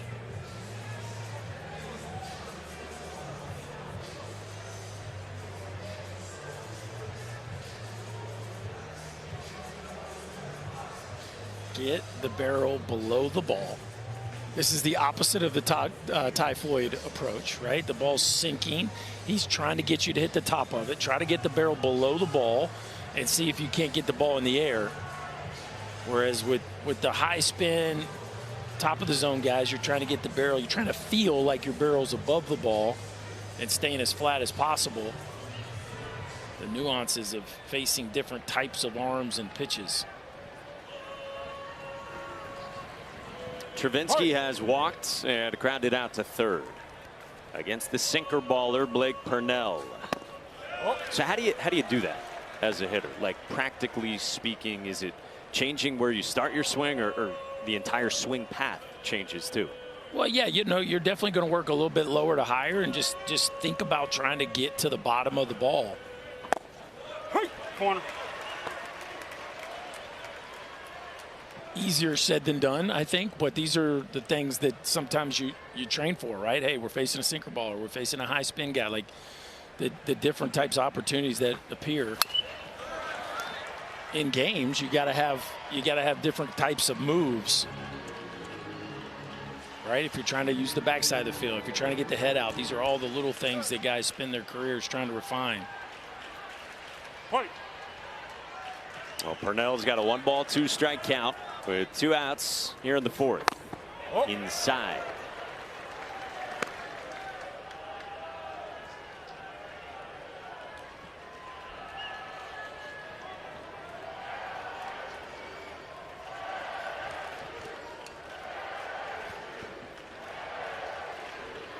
Two on the ground to short, and Rivera flips to Curlin.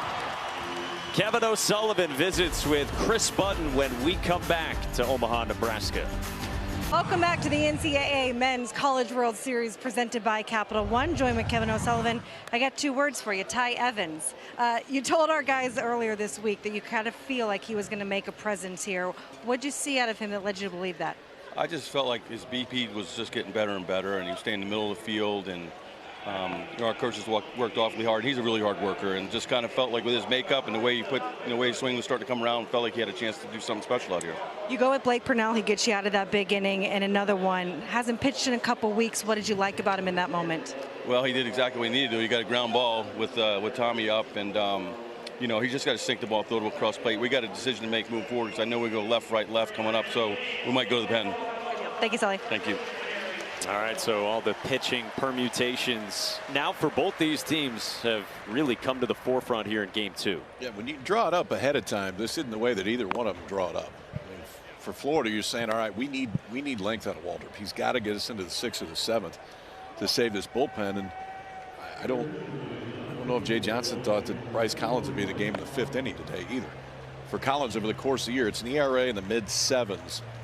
He's curveball heavy, but you can see he's walked a guy in inning this year. Throws more curveballs than fastballs. Fastball has good velo. I mean, he could show you some 94s and 5s, but when he has success, it's usually because the curveball's good. 2-to-1 curveball to fastball.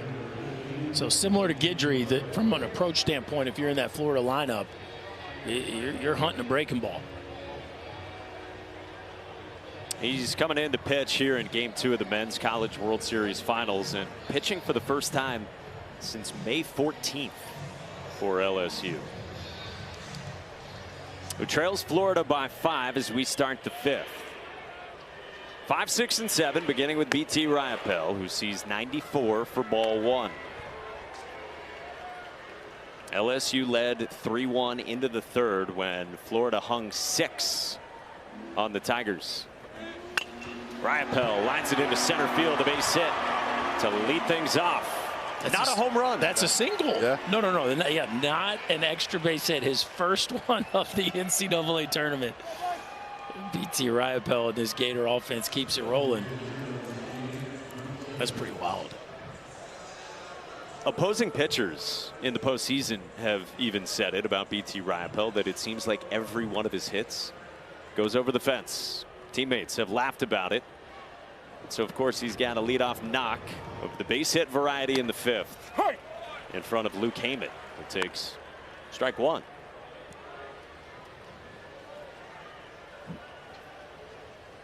Heyman reached on that fielder's choice and error by Thompson back in the 3rd. High and tight, 1-1. This is where you sit breaking ball. First pitch breaking ball for a strike. Fastball at your nose. Probably getting a hook right here. 1-1. Collins obliges on a line right at Dylan Cruz for out number 1. Hard game. Luke Heyman did everything right there. There's just that guy named Cruz standing out there. Bad aim. Work on your towards. Like Berkey on the putting green. Yeah. And more good positioning from Mark Wanaka and the LSU staff. Now Tyler Shelnut takes ball one off the edge from Bryce Collins.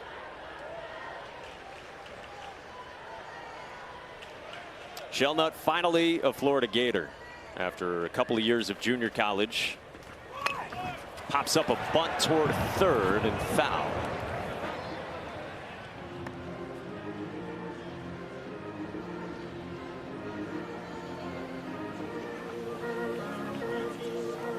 A nice day on this Sunday afternoon here at Charles Schwab Field.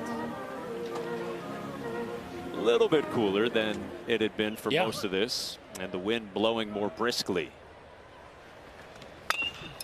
On the ground, foul again.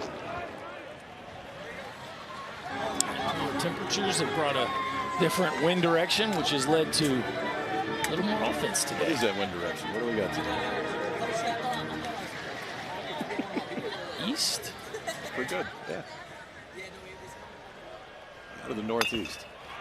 Shelnut spread. That's Iowa. Foul. That's Iowa right there. It was east of the state of Nebraska. So if you ever kind of need a cheat code. I got there. Okay. I got there. You can go on that bridge to Iowa. 1-2. Shelnut on a line right center, and Cruz with a great jump. That guy's still out there. Two gone. There's that guy again. Boy, he just like minimizes the gaps. It feels like there's big gaps here, except three looks like he's all over the place. You almost take him for granted because it feels like he doesn't leave his feet a ton, right? But yet, ball didn't get on the ground too much out there. So Cruz puts it away, and now here is the two-word sensation that Budden talked about with Kevin O'Sullivan, Ty Evans. 4 home runs for Evans, including 2, including that grand slam in this game.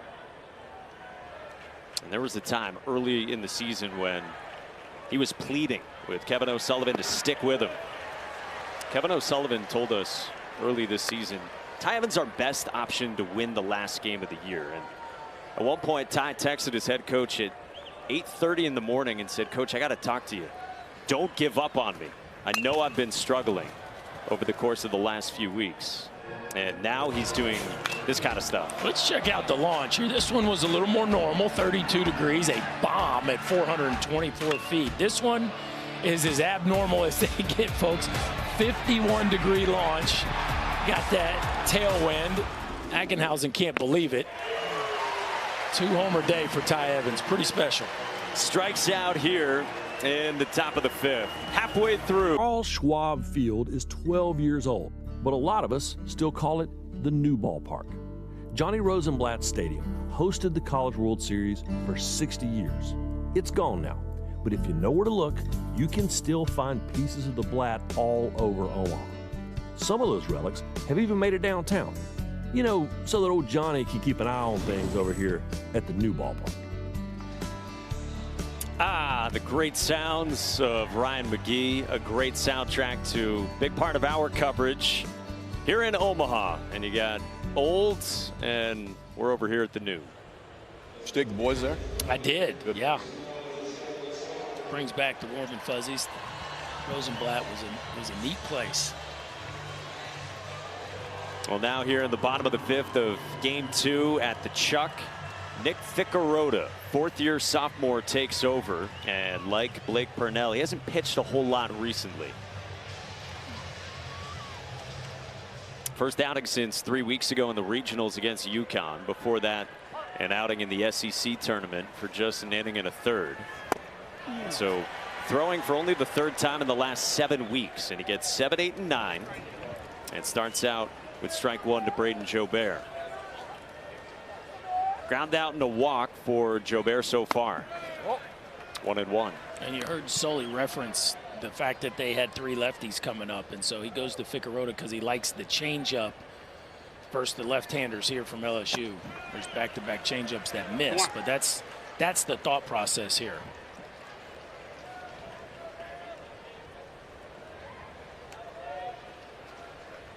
2-1 is a strike with a fastball. Yeah, the pitching management on both sides gets really interesting now. Bottom of the 5th, 5-run game, and Florida leading. This is lined towards center. Wyatt Langford runs it down. Nice jump there by Wyatt Langford to put away a ball that was smoked in the gap. Both our star center fielders making some range plays. You think the speed will give Langford a shot to stick out there and center? He has the physical tools to play the position. He needs the reps, right? That doesn't mean he'll ever be maybe quite to Cruz's level defensively, but he could be. Nobody ever thought he'd be able to be. I mean, he came as a catcher, right? Nobody thought he'd be a real left fielder, and he did that fantastically. I wouldn't put it past him. And the offense is going to be so loud that I think even if he's not world class, if he does well enough, boy, what a valuable weapon out there in center to have that kind of power. Ball and a strike on Jordan Thompson. That's outside. Kylie McDaniel has a new mock draft that's going up on ESPN.com first thing tomorrow morning. Wyatt Langford right now going 3rd overall. We can give you a little teaser of that. So that leaves Skeens and Cruz. He's got Paul Skeens 1st overall, Dylan Cruz 2nd, and then Wyatt Langford 3rd.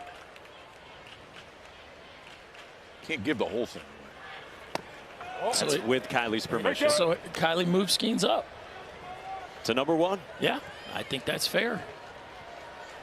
I think that's fair. And that's nothing that Cruz or Langford did wrong. It's just Paul Skeens has been that great. He's done a whole lot right.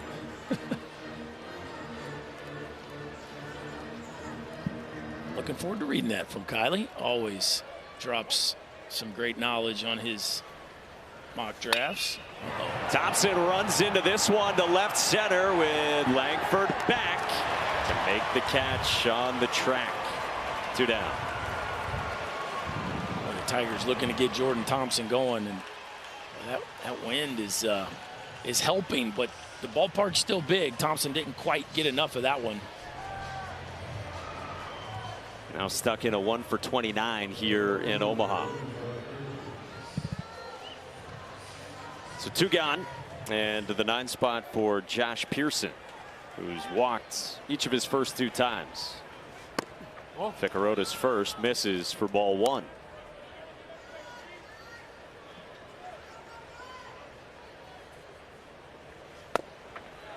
That's a strike with a fastball.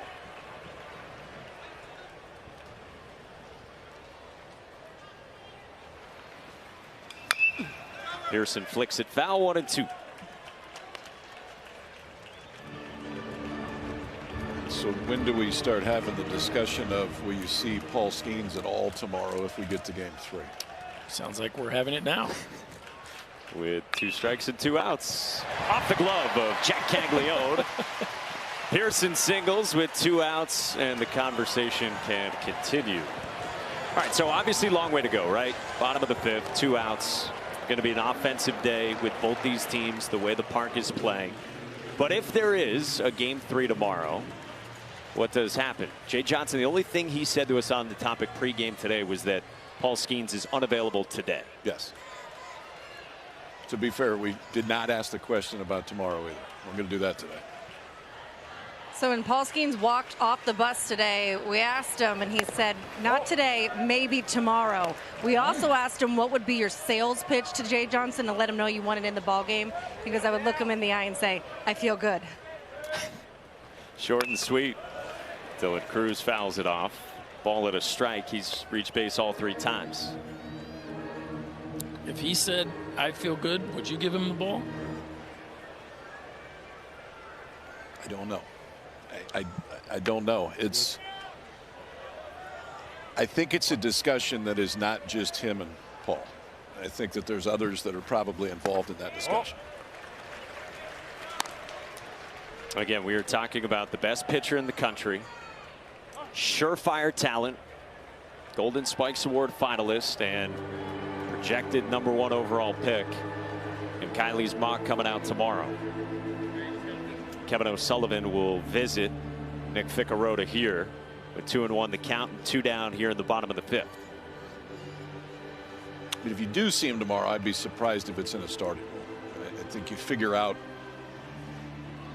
the number of pitches that you're comfortable with using in that spot, and you pick the biggest, highest leverage spot of the entire game, and that's where you do. And if you're not going to use them, I don't know if we talked about this on air or not yesterday, I would still trot him down to the bullpen in the 5th or 6th, because this place would go crazy. You know, are there different things that you're doing on the Florida side because you think potentially you're going to see Skeens? So regardless, I would have him go down there at some point. Tomorrow would be 3 days rest. Yep. Coming off 120 pitches. Cruz fouls that one off, 2-2.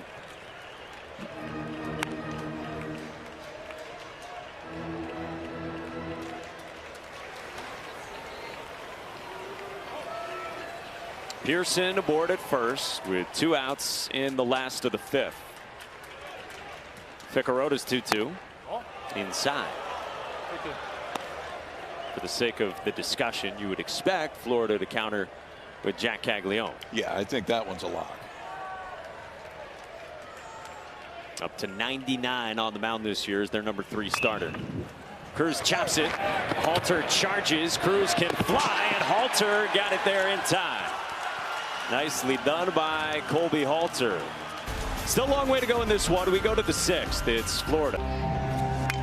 Dyken on the ground. He'll come home with it. Rivera tags Robertson. Boom! Lippett with the bases loaded. Deacon Lippett makes it 5-1 Florida. On the ground to second. And the Gators get their first College World Series championship. That was 6 years ago in 2017 for Florida, and an all SEC showdown in the finals this year for a conference synonymous with this event.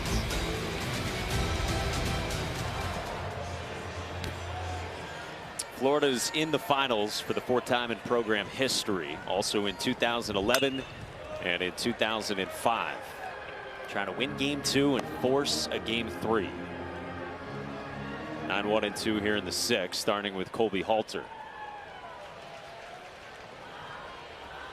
Bryce Collins came on in the 5th, and Halter tags this one to right center field, back toward the wall, and it one hops off the wall.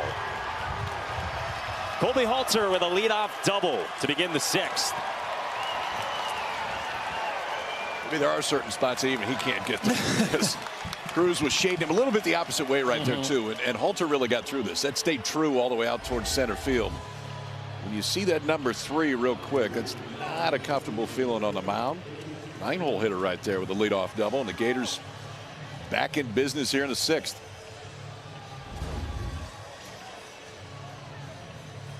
Halter's had some fine moments here in the NCAA tournament, and in particular in Omaha. Cade Kurland gets hit by a pitch. He's made a habit of that. 2nd time in this game, and now the 4th time he's been aboard in all his trips, and the first 2 are on for Florida in the 6th.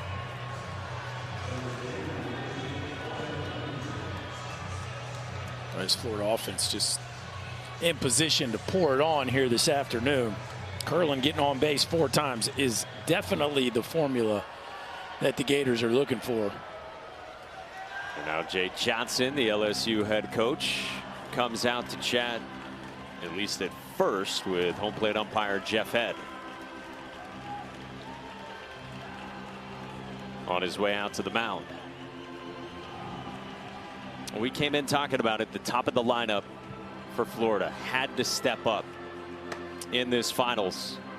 And here in game 2 with the Gators' backs against the wall, and they've stepped up. Yeah, they definitely have. And to a certain degree, it's just a matter of time, right? Like, I mean, they're just too much talent with those first 3 guys that they weren't going to get it going. But I think it helps. The conditions are a little more offensive. And then, you know, all great players need is just a little sign of good fortune, right? Just something to make them flip the script on what's been going sideways for them, like a great shooter seeing the first one go in. And well, this Gator offense looks pretty scary right now. Saw Blake Money out in the bullpen for LSU.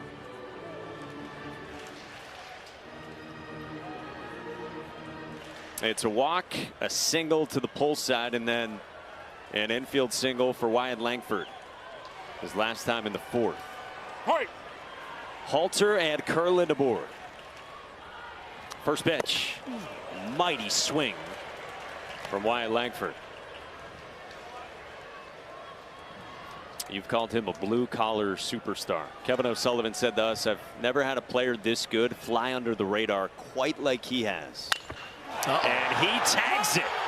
Left field and launched by Wyatt Langford.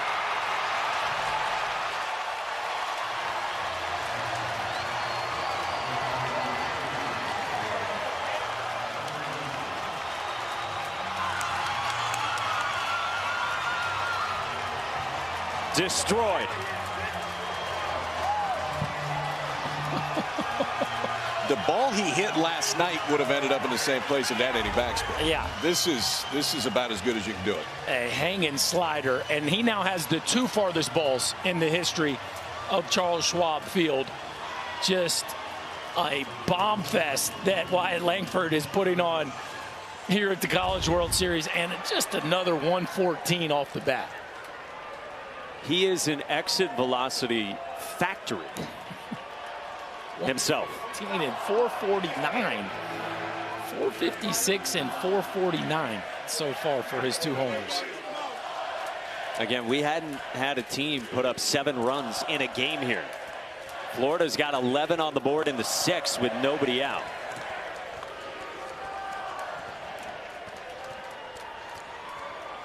Jack Caglione had an RBI single in the 3rd.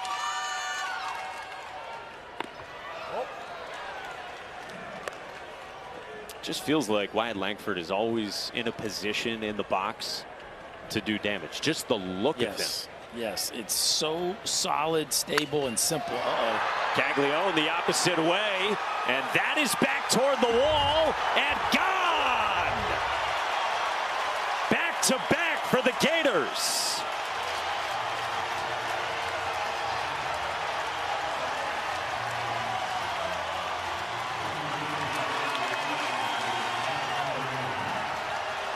Number 32 for Jack Caglione.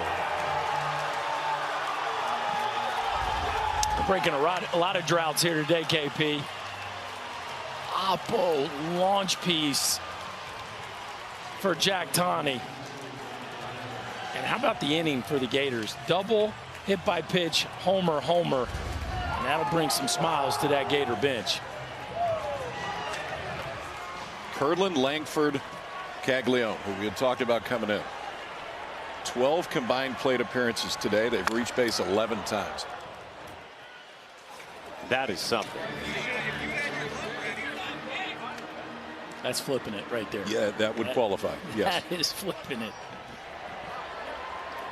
And how about a dozen home runs for this Florida team at this Men's College World Series?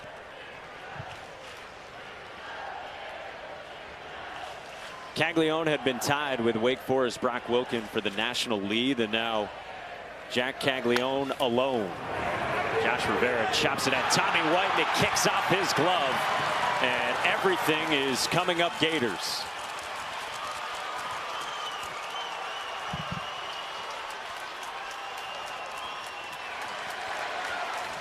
I mean, they've done everything right since they got into the elimination game. You got to win 3 in a row to get to this point for LSU. Yesterday it was clean, and today just isn't their day.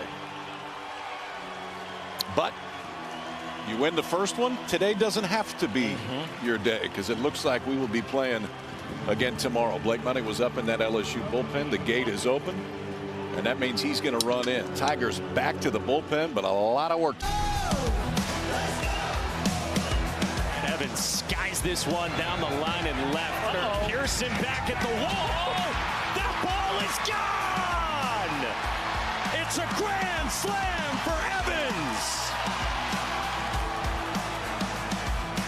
One of his 2 home runs in this Game 2 in Omaha in the Men's College World Series Finals. LSU took game 1 4-3 in 11 innings last night, and Florida trying to force a decisive game 3 that would be tomorrow night at 7 o'clock right here on ESPN. Blake Money takes over in this cavalcade of arms that spill out of the Tigers' pen. Former Little League World Series star now back out there for LSU, on for the 20th time. Money does have a few starts this year, so you could take him the rest of the way if you're LSU. Try to save the rest of that bullpen. For Money, fair amount of sliders against right-handers. He'll throw more sliders than fastballs. Fastball velocity into the low 90s, can get up 94, 95. Takes over for Bryce Collins. Came on in the 5th. Then served up the back-to-back home runs for Florida here in the 6th. BT Riopel with still nobody out for the Gators, leading by 9. One of the other things Jay Johnson said to us pregame down in the dugout was that he really wanted to avoid using Riley Cooper in a situation where obviously closer than this, and wanted to be able to get him rest in case there is a game 3, because like we talked about earlier, Riley Cooper's pitched a ton and he's been that good for LSU. Well, I think on the flip side of that, the Tigers don't want to use Riley Cooper. If Florida can win this game and not have to use Brandon Neely, who threw 54 pitches yesterday, that's a huge shot in the arm for a bullpen that's a little short as well, right? So, if Florida can keep this lead comfortable, they can give Neely a day off, and now both teams will be back to their closers. 1-2. Think about Cade Fisher as well. Freshman lefty who came out of the Florida pen for 3 1/3 yesterday. Who really, aside from the one swing, threw the ball great. He threw 50 pitches. Yeah, that's right. Yeah. One swing was important. It's outside and a full count on Riopel.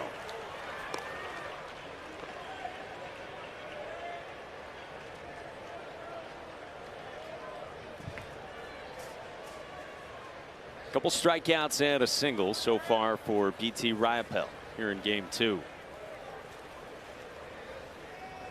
3-2. Runner goes, and it's cut on and miss. Riopel strikes out. So 1 gone. First base had been occupied by Josh Rivera. I don't think I've ever seen a first baseman get that close to the catcher to let him know he didn't need to throw it. Trey Morgan was 20 feet from home plate, waving off Hayden Travinski, making sure he didn't throw it. Yeah, they're both smiling about it a little. So Rivera to second, 1 away in the 6th, and Luke Heyman.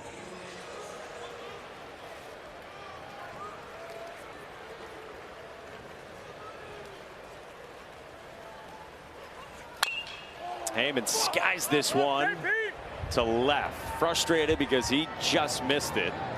Josh Pearson for out number 2. That's normally what happens to 50-degree balls. I'm still trying to figure out how he hit it 109 at 51 degrees. It is, again, there's a reason it's never happened. It's pretty hard to do. And how about him challenging that fair pole for a second time in as many innings? Tyler Shelnut now. What game was it when that foul pole was just getting bombarded with line drives? And it was early. Was that Sunday night? Florida Oral Roberts? Put us on the spot. Sounds right. We're going to go with yes. Okay. 1-0 pitch. Shelnut couldn't hold off. I mean, this is odd territory to be sitting here in because, again, we've had 8 games that were all 1-run games. So obviously 8, the combined total of that. And then we got a 9-run ball game right now here in the 6th in game 2 of the finals. 1-2. 9-run game, and nobody had even scored 9 in a game. When early, it looked like LSU may be the team that runs away. I mean, it was 3-1, and it was bang, bang, bang. But you go back and look, Even with those 3 runs early, they left him loaded in the first. They left him loaded in the second. Shelnut up the middle, off the glove of Thompson. Rivera to the plate. Thompson's throw does not get him. And it's a 10-run lead for the Gators here in the 6th.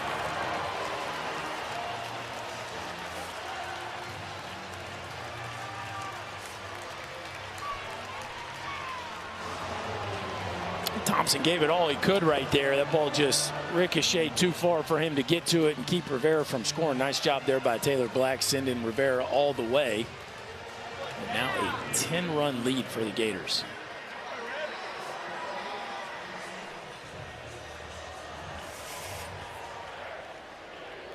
So with 2 outs, here's Ty Evans again. Ball 1 inside. Ty Evans has 4 home runs in the 5 Florida games here in Omaha. He had 4 home runs in 43 games before Omaha. No player has hit 5 home runs in a single Men's College World Series. Ever? Evans is one of 12 with 4. JD Drew hit 3 in one game. 97? 95. 95, he did it? Against USC. 2-0. Evans takes a slider. I think that was the same year that Jeff Jenkins hit the zoo. It was one of the prettiest home runs I have ever seen him. He hit it over the stands in right field at Rosenblatt. And we got confirmation. Nobody with 5 ever. 2-1. Laced foul, 2-2.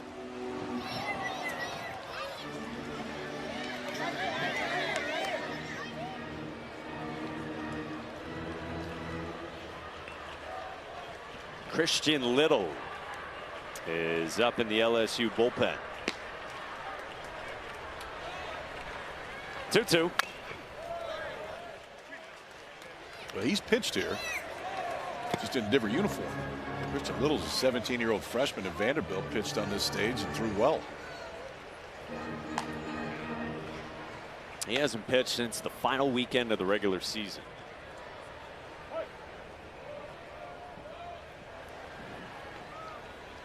Two outs, 1 on.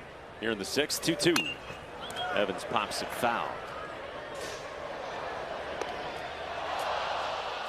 We talked about the rarity of this and the explosion of home runs for Ty Evans. He previously had 1 hit the last 2 months before coming to Omaha. Hadn't homered since April 11th. 2 in this game, of course, including the grand slam. 2-2 again. Inside and a full count. He was saving them up. Smart plan. Just that happen? Just good serve. This game is so strange sometimes. He's got 1 hit in the last month and a half. He's 4 home runs in a week. His first 2 ABs were a double down the right field line and a homer over the bullpen. I mean, it was just a laser show from the jump. Check swing roller back to Money. Flips inning over. It is 12 unanswered for the Gators, who lead by 10. I'm Alex Bregman. I played in Omaha for the LSU Tigers. Now I play third base for the Houston Astros. My favorite thing about Omaha was just the love for the game that the fans had there. The town shuts down and all that matters is college baseball.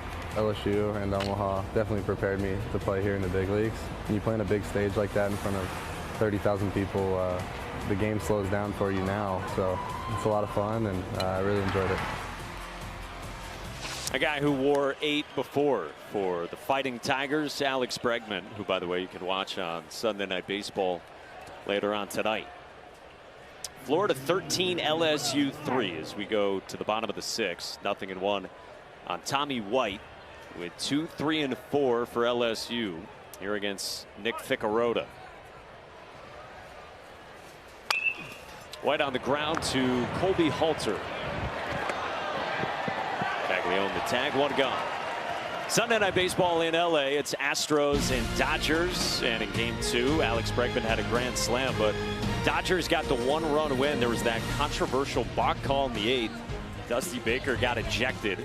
7 p.m. Eastern right here on ESPN and the ESPN app. Ravi calling that one with Eduardo, and Ryan Stanek was not real happy about that ball call last night. Was it? I didn't see it. He did not agree, I think would be the way to put it. Former Arkansas Razorback. Pitched here, didn't he? Ravi, by the way, we did get confirmation. His flight landed. He made it out west. He's locked in watching. So a hello to Ravi from afar. 0-2 to Trey Morgan is bounced in by Figueroa. BT's not going to miss those when he's managing money. No. That's what he's not going to miss. First he had to block about 50 splits to start the day, and now he gets clipped on the bare hand. He's going to be working in an ETF sales group of Franklin Templeton starting at the end of next month.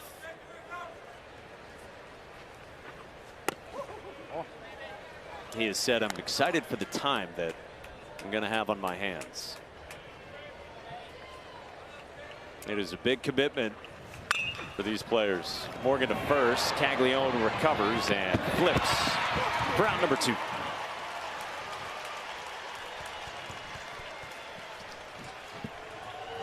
All right, so we think Caglione on one side. Thatcher Hurd for probably LSU if it got to that again. Bottom of the 6th inning. Yeah, I would think that's where you'd start. I mean, Guidry would still be good to go. You haven't used Herring. Yeah. Griffin Herring will definitely figure in somewhere tomorrow for LSU. Hurd, Herring, Cooper. And maybe the big guy. We'll see. Ball and a strike on Gavin Dugas. It's 123 pitches and 120 pitches in the 2 starts for Paul Skeens. Come on.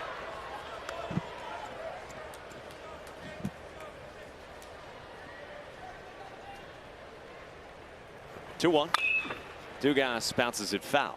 Friday, Saturday, Sunday, right? That would be 3 days rest. He started on 4 days rest. Correct, his last time out? Correct. Yeah, it was a normal major league rest last so, you know, he gave you, what was the pitch total last time? 120. He gave you 120 on 4 days rest. I know there's now a cumulative effect with all of it, right? But seems to stand to reason he could give you some pretty good bullets on 3 days rest. Oh, he absolutely can. Yeah, I would be surprised if we don't see him. I think you just have to decide in what role and how do you use him. The rare 1-2-3. Skeens and LSU get ready on the radar gun. And he strikes out on 102. Fastball dotted at 99. Strike 3 called at 100. Gas. 123 pitches. He hit 146 times. He's got the big velocity and he's got the pitch execution as well, and a ton of strikeouts. You look at the last 25 years, only Jared Weaver with more Ks in a season than Paul Skeens. Names. Oh shit. I mean, that's a pretty good list right there. I'd say that's an indicator of things to come. Yes. We will see if there is a game 3, if Paul Skeens is a part of it. And as you guys said, to what extent? 1-1 from Blake Money to Colby Halter. 9-1-2 for Florida, up 10 in the 7th in game 2 of this best of 3.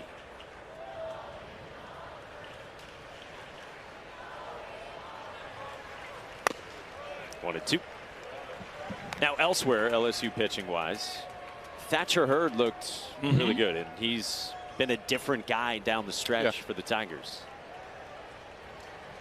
He has. He certainly looks like he's turned the corner. Positioned himself nicely to be one of the guys moving into the rotation next year. I would think he's the one, and staring down arguably the biggest moment of his young career. 3 innings of shutout ball Thursday after he followed Paul Skeens against Wake Forest. 2-2. And then if you do have Jack Caglione on the other side, boy, that would be a ton of fun and hype and excitement for a Game 3 winner take all for the national championship. Caglione's last time out was. He found it. It was erratic, but he found it. Effectively wild. It looked like it might go entirely off the rails, and it didn't. He was able to hang around long enough. His thing is just throwing strikes. I mean, right. If he throws strikes, it's usually not a lot of damage. Cut on and missed, and Halter strikes out for the first out in the 7th.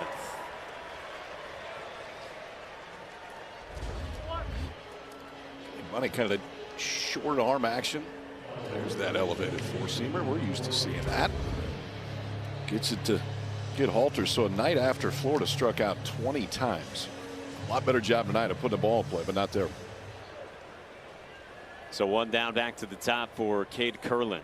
Freshman second baseman has been on all 4 times. You know, back to Caglione as well. He's got a home run now. And Kevin O'Sullivan said this to us a few days ago, that it's really the first time that he had felt like Caglione maybe got a little sped up.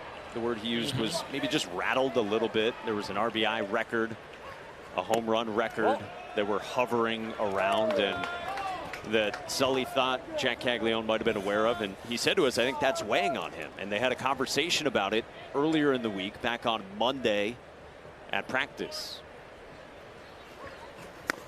2-1. And so what would it look like for Caglione on the bump? Big pressure situation, but maybe having had a little more time in his second start here to settle in. Yeah, I think the approach with Caglione has been more, let's just sit right down the middle. Just try to throw it right down the middle.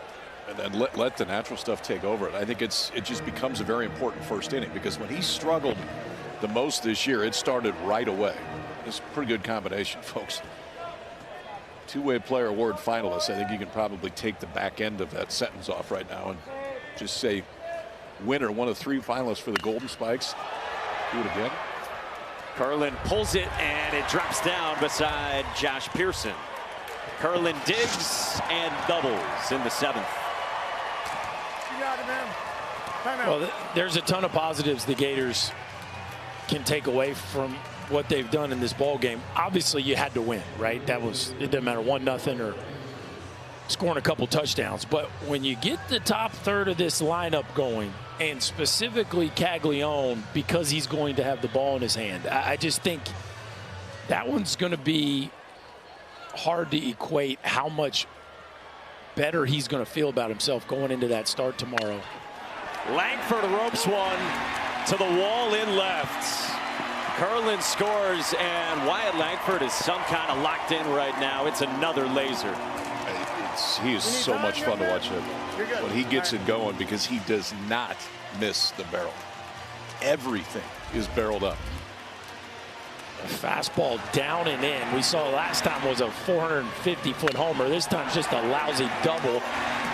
Puts a dent in the left field wall as it approaches. Wyatt Langford continues to be an exit velocity line drive ball striking machine.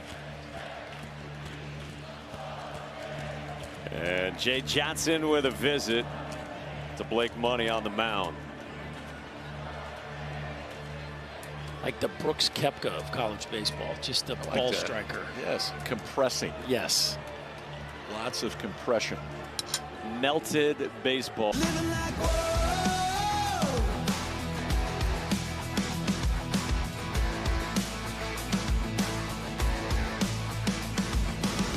Wyatt Langford helping lead the way for Florida. He's got a 4-hit ball game, and then Jack Caglione went back-to-back with him in the 6th for the Gators. Put up 5 in that 6th. They had a 6-run 3rd inning as well, prompting a 5th different Tigers pitcher. It's Christian Little. We talked about a little when he was warming up. Christian Little has been on this stage his freshman year at Vanderbilt. Pitched in the College World Series. Didn't really have a role last year with Vandy. Was started a little, came out of the bullpen, decides to go into the portal. 19 time has been on this year. He did make 8 starts. And faces Caglione. That's his only reset. here. That's the only reset of the pitch clock for Christian Little on that disengagement. 32 home runs, 87 driven in for Jack Caglione.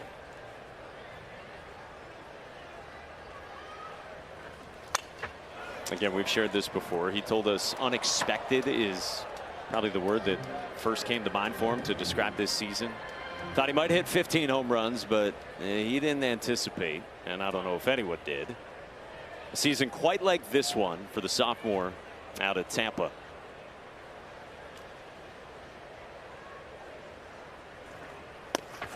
This one goes off the glove of Hayden Travinski and advances Wyatt Langford to third.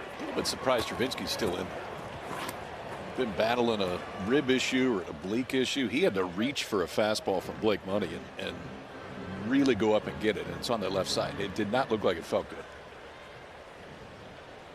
Redshirt junior Alex Milazzo. You see it started the last 4 games before this one, including last night.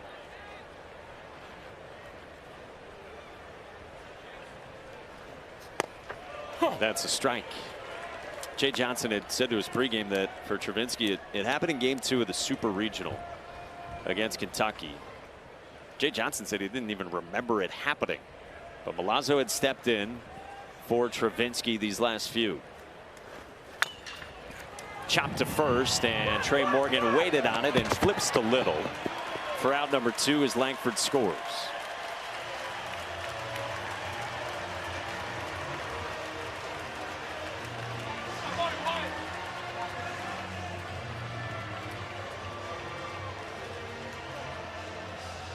A look of frustration all over for the Fighting Tigers and their fans here in game 2. Now Josh Rivera with the score 15-3. Well, we knew it was going to be offensive. I don't know that 15 was on anybody's prediction list. Rolled left field, base hit. Second hit of the ball game for Josh Rivera. That is hit number 15 for the Gators so far today. Curlin reached base 5 times. Langford reached base 5 times. Caglione 3. He just drove in another one right there. Now Rivera on there for the 3rd time.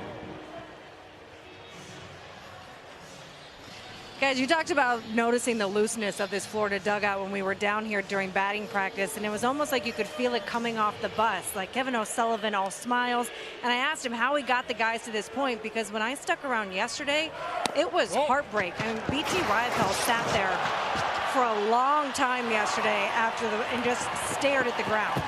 And he's like, you know what? It's actually pretty easy because this is what baseball is. I didn't really need to have a long speech of, you know, let's get our minds right. The guys just knew. They knew that it still starts today. 2 wins, that's all we need. And Jack Caglione said this to you, Chris, when he got off the bus as well, that they did this in the regionals. They won 3 straight elimination games. Hayden Travinski had the 4th LSU error just there. So Josh Rivera is now over at 3rd. He's got a little chippier in here. Yeah, I don't think Wes Johnson or anybody in the LSU dugout appreciated the stolen base there from Josh Rivera. That was interesting. In a 12-run ball game.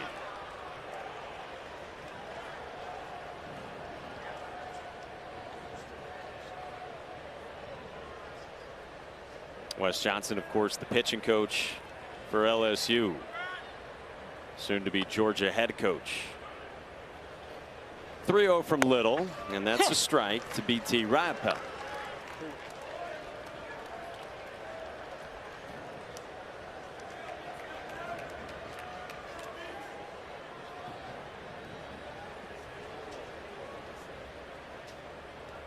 Three-1 is a strike at a full count.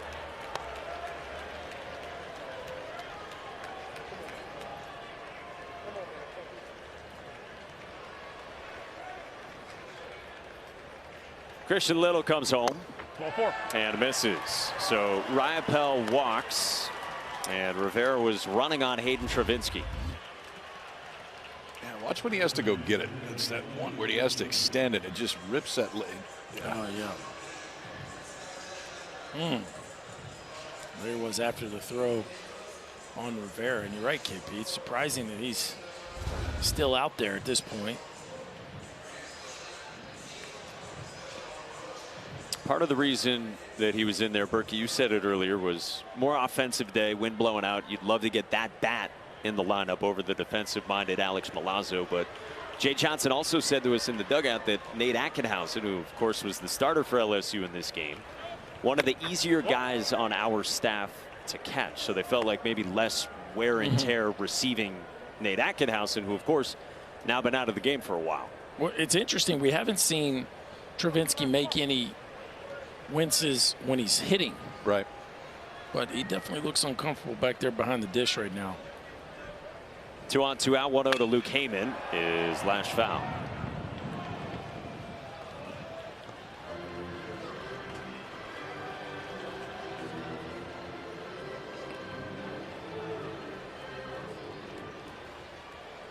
Heyman reached on the fielder's choice and error back in the third, scored a run that inning in the 6-run frame. Blocked by Travinski, who recovers. Rivera holds it third. Rypel advances to second.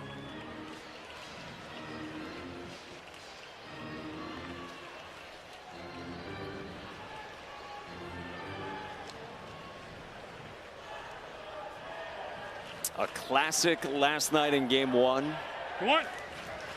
It's been one-sided here in game 2. 2-1. Heyman cuts through it.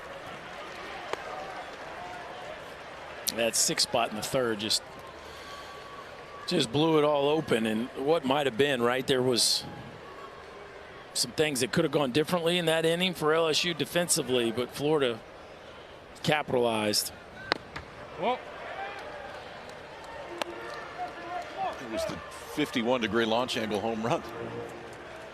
Changed the whole inning. I mean, any other day at this ballpark, that's caught, and that's it.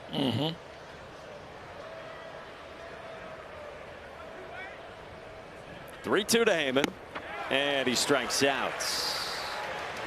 Inning over. Florida leads by 12, trying to force a game 3 that would be tomorrow night. Runs for Florida here in game 2, trying to force this.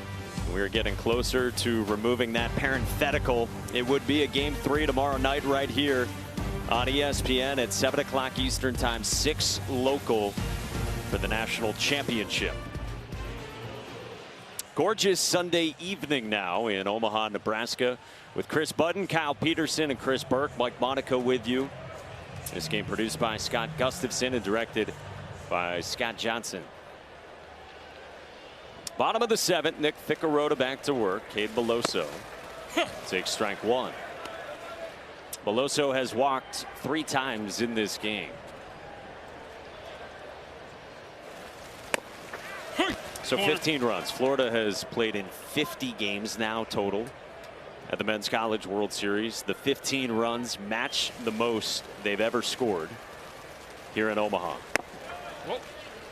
Put up 15 on Miami back in 2015.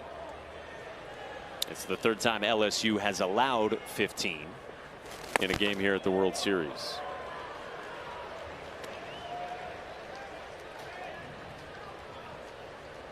Played in a game once in Rosenblatt where our starting pitcher got the win and gave up 11 earnings. So really, yeah. We beat Georgia 19-12, and I believe Patrick Hicklin got the win. I think he threw 5 or 6 with 11 earned runs. Somebody have to fact check me on that, but that's the way I remember it. Beloso pops this one up, short left center, and Tyler Shelnutt's there for the first down. So a win with 11 earned runs.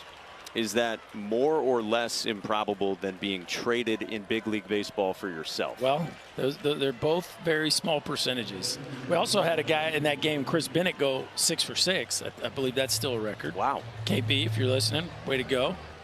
We got beat 21-13 also that year. It was a little offensive, that series. And Travinsky grounds it at Colby Halter. Picked by Caglione. 2 gone. But just to clarify Mr. Monaco's statement, you were in fact traded for yourself at one point. This is true. I was traded from the Padres to the Mariners for a player to be named later. A couple of weeks later, I was the player to be named later. Back to the Padres. Back to the Padres for myself. This is what we talked about during brunch before the game. Braden Jobert takes ball 1. And for as long as you've known KP had never heard that before. No, I felt like I'd heard them all.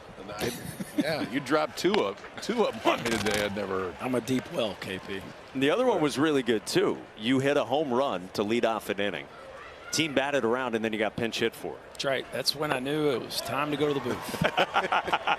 Got traded for myself and got pinch hit for in the same inning. I hit a homer, and it was not too long after I put my cleats away. 1-2. This one hits Braden Jobert. He's on for the second time. And a 2-out base runner for LSU in the last of the 7th.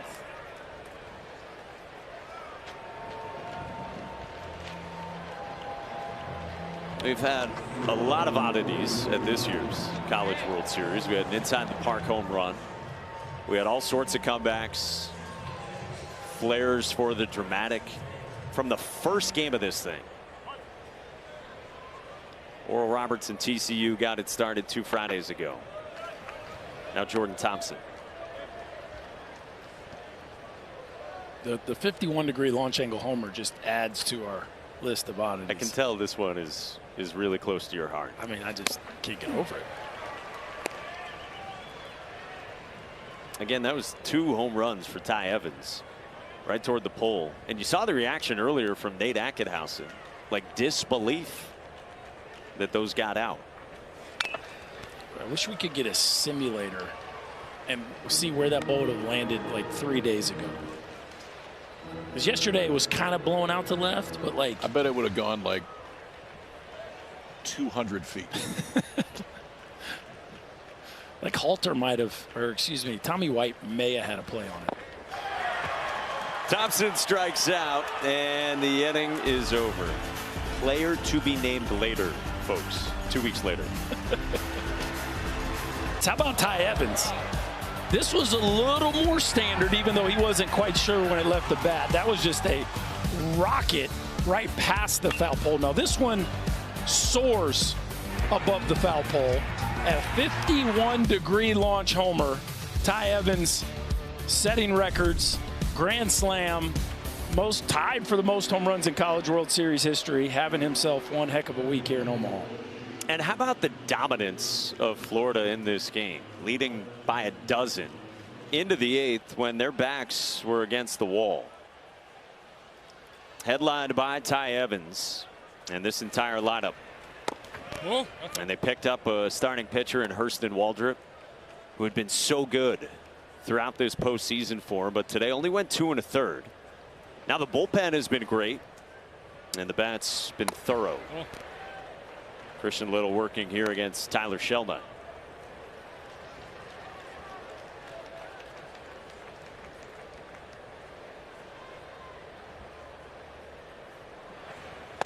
4-pitch walk. Tyler Shelnut is on. A couple of changes.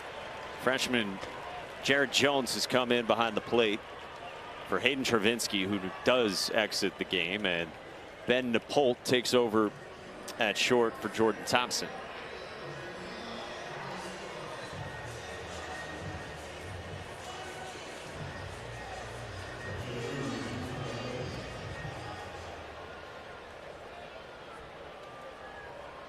Here's Ty Evans. A strikeout and a ground out since the grand slam. Fouls one off of Jones. Welcome to the game, Mr. Jones. Jones spent most of his time this year at first base, some in the DH role, but a lot of his prep career behind the plate.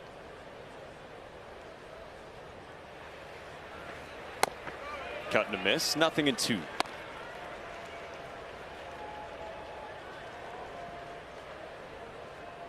Kevin O'Sullivan said to Chris Budden that he had seen better BP from Ty Evans. Now 4 home runs here in Omaha. Chops it foul. I think he's probably going to play again tomorrow.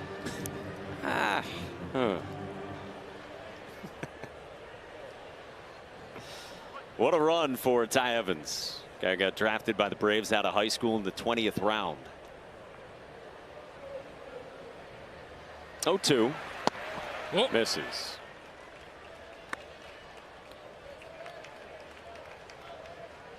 Kevin O'Sullivan's been proud of him. He said the other day that Evans has just hung in there and battled. Obviously disappointed with the playing time drying up. Lines this one toward right center field, and a base hit. Sheldon took a big turn and gets back to the bag. First 2 on for the Gators here in the 8th inning.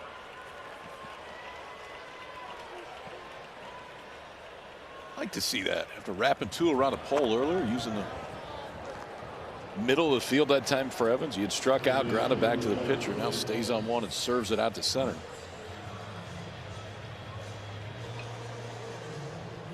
So 2 out there with nobody gone for Colby Halter. Doubled back in the 6th. Came around to score one of the 5 runs that inning for the Gators. That's down to start out from Christian Little.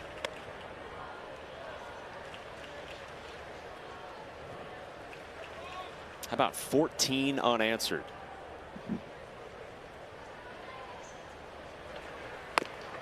Two and 0. Wyatt Langford a couple hitters away. Triple shy of the cycle in this one. A couple singles, a homer and a double. Going to get an opportunity to put his name in the record books. He's got a 4-hit, 4 RBI game. He's only the 2nd guy to do that here at the College World Series since it moved to this ballpark in 2011. Dominic Fletcher did it for Arkansas in 2018. It's been a monster game for Langford. Halter takes a strike.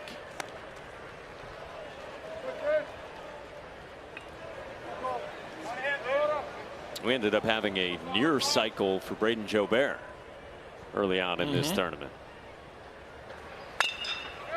In the air toward left center. Dylan Cruz coasts to the gap for the first out. Yeah, Braden Jobert hit a double, triple, and a homer, and his out was a bullet off of Andrew Lindsay that was going to be a clean single up the middle. A little misfortune there, but huge game 1 for Braden Jobert for the Tigers.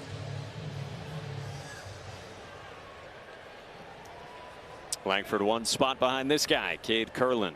He's had a great day as well. Infield single, hit by a couple of pitches, a walk and a double his last time, and a hard hit comebacker. This one off of Little, who recovers, and then Morgan stayed on the bag for out number 2.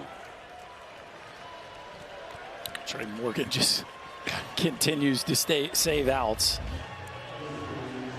This ball is smoked right back off the foot of Christian Little. Foot and then the glove, and then this one's where it got uncomfortable. And so there's 2 in scoring position for Wyatt Langford.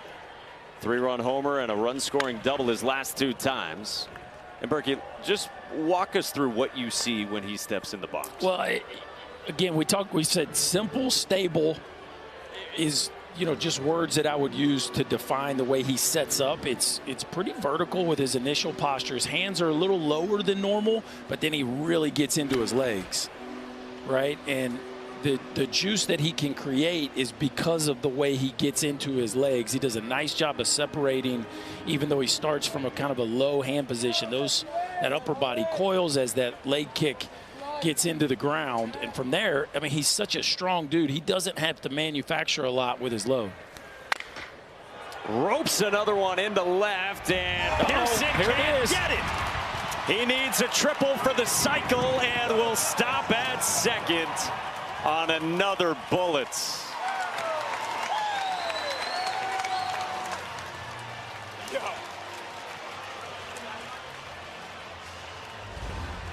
What do you think, KP? Should he put the gas pedal down here? And he was going to be out by about 30 feet. Pearson dives, and when he dives, you think maybe there's a chance. Right. He laid out for it, but did a good job of getting back to his feet. Well, that one felt like it. You're right, though. He really did a nice job of hustling to recover that ball.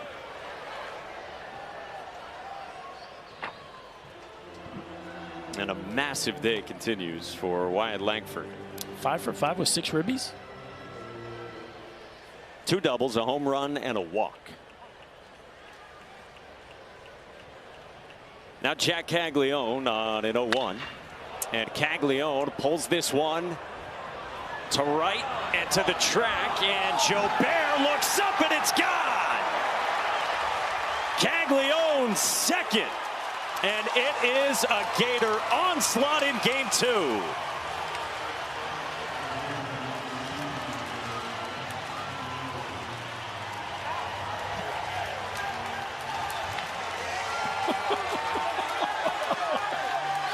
What's the launch angle? What do we got? Wait a second. 114 miles an hour, and we are being told 56-degree launch angle. We thought 51 was interesting. What about 56, KP? What are we supposed to say about What's crazy is how different this place plays on a given day.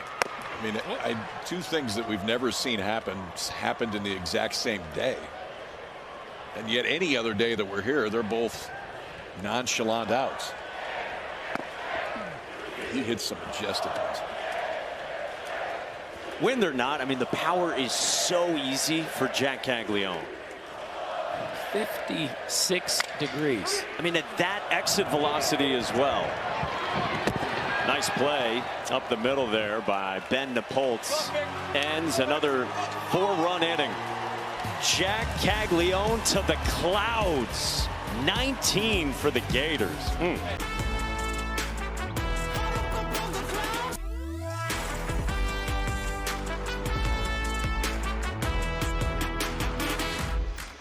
How about it, Jack Caglione, and there you have it, Chris Burke. The distance a little farther than that for Cags. How about the look post-contact? Straight to the sky. Like, it went off of our radar, so we couldn't track the distance. He looks straight to the sky, and that ball just never came down. I mean, Jobert thought he was underneath it like 3 different times. How good has this been from Florida? Josh Pearson pops this one up to begin the bottom of the 8th, and Cade Curlin calls out Jack Caglione.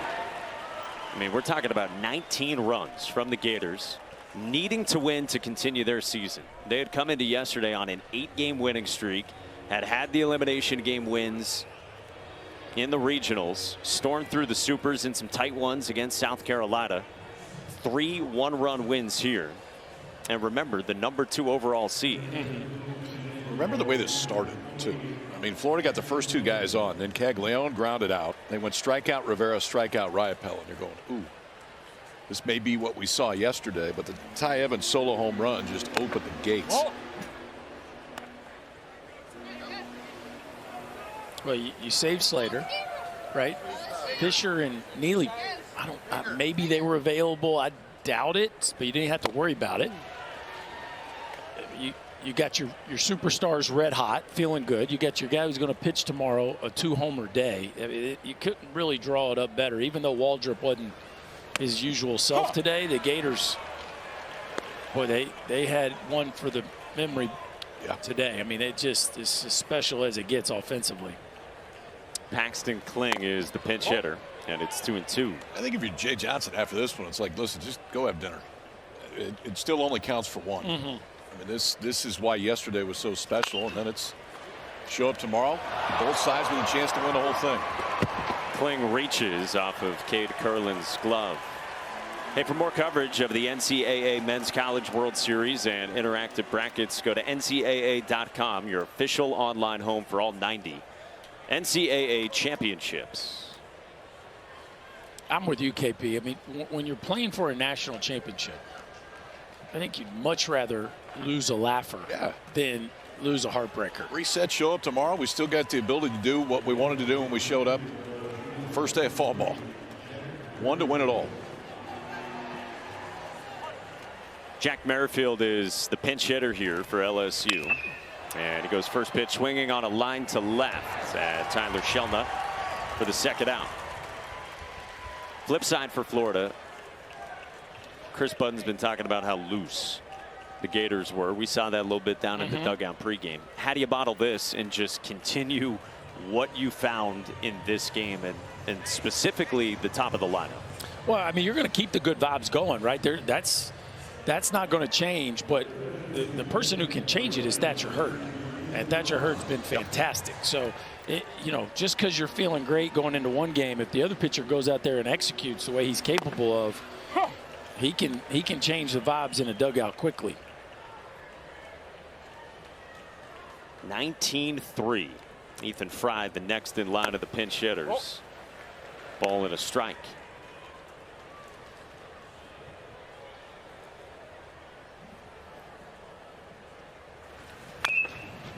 On the ground, foul, 1-2.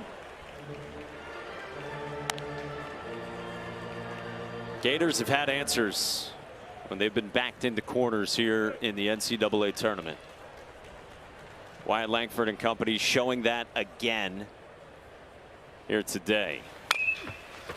Chopper to third, and Halter puts it in his pocket off the short hop. Ethan Fry is on.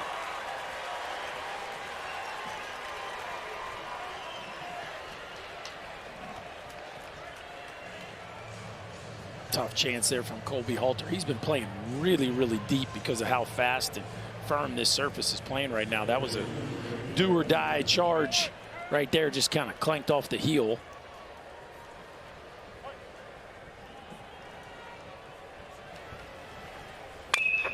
And now this one rolled foul by Gavin Dugas.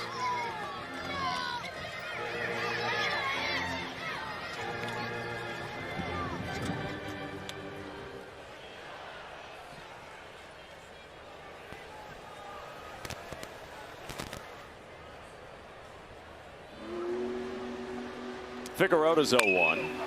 And that is rolled at Halter. Went for the tag, throws to first, and got the tag at first on Paxton Kling. So the 8th is over. We go to the 9th, and Florida is cruising toward a game 3. Sam Dutton is next in line. The sophomore right-hander from Alabama takes over for LSU. We talked about this plenty throughout. I mean, I think biggest advantage that you look at right now if you're LSU is your bullpen guys, your main bullpen guys should be ready to go tomorrow. Not just ready to go, I think ready to get extended if you need to. And the Gators probably say the exact same thing. Yeah, I think both teams are here because they have a ton of confidence in the pieces that got them here. And at the end of the day, it doesn't matter how you get to 1-1. It's 1-1 with a title on the line. And both of them probably love their spot. The right? first question, I would assume, that Jay Johnson will have to answer here in about 15 or 20 minutes if everything holds, is Skeens available tomorrow? What do you guys think? I'm interested to hear his answer. Yes. I think he is. Yeah. And you guys both think it would be bullpen and not starting? I do. Can I hold back on that until he answers it like in 25 minutes? Yeah, no, that's fine. It feels like it's probably that. We got so many stars here in this finals. And to the 9th, BT Riopel takes strike 1. I think the other thought would be he hasn't had a relief appearance all year.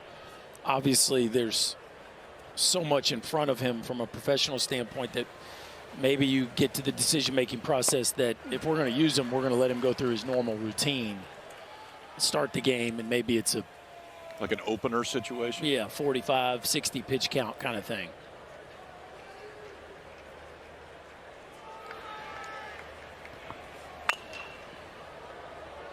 And then on the Florida side, talked about Jack Caglione, Cade Fisher, Brandon Neely. They got Ryan Slater hot in this game, but didn't have to go to him. Right. It'd be good there. You think about those forearms. Riopelle strikes this one well. Center field. Kling looks up, and it's 20 for Florida.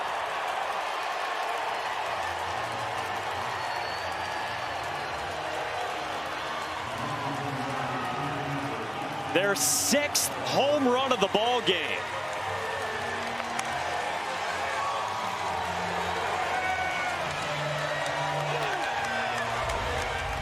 Six homers in one College World Series game, and Riopelle knew it to dead central. A no-doubter, and on a day like today, you get one like that, you can get into your slow stroll. What a bomb by BT Riopelle, 435 feet.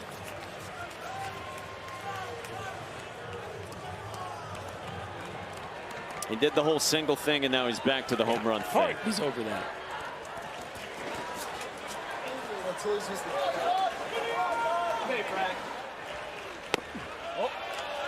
Tucker Talbot is the pinch hitter. Redshirt sophomore comes on in the DH spot for Luke Heyman.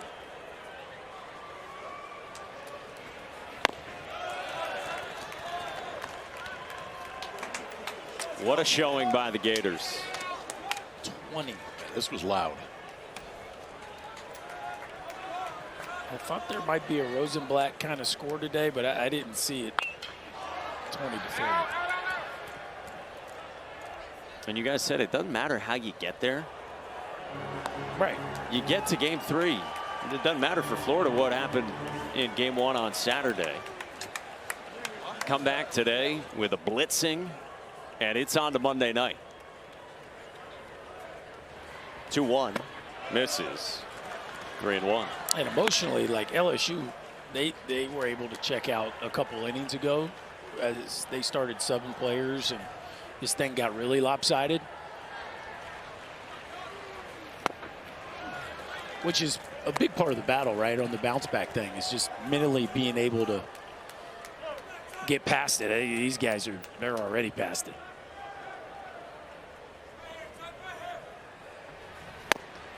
Talbot strikes out, and there's one gone for Dutton here in the 9th. So just think about what's at stake tomorrow night. Winner take all for a national championship. Florida looking for its 2nd. LSU looking for its 7th. And this is a finals that started with all 3 Golden Spikes Award finalists. The projected top 3 picks in the MLB draft as well. And it's going to be one game for everything. We get one more day of it. Yeah, we're the winners. College baseball gets a primetime game 3. Swing and a miss from Tyler Shelnut, 1-1. Florida's the 7th team to score 20+ runs in a College World Series game. The record is 23, and that's been done twice. You got to go back to 2001 to find the last time a team put up 20 in a game here. Yeah, I know. Yep, sorry. Thank you, Mike. Against you guys. At 21-13. We hung in there. You did. We a couple touchdowns ourselves, missed an extra point, but we hung around. Those guys have been stars, Evans and Langford. Shelnut to center, and another knock for Florida. 20 hits in the ball game for the Gators. Yeah, with BT's home run, everybody in the starting lineup in Florida scored. Curlin 4 times, Langford 4 times.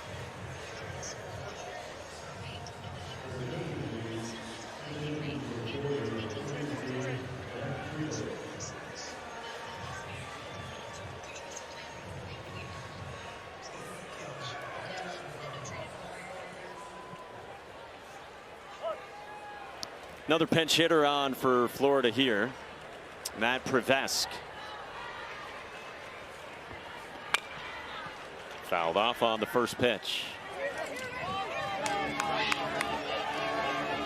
Matt Prevesk, a Florida native. Started a few games last year. And comes on here in the spot of Ty Evans.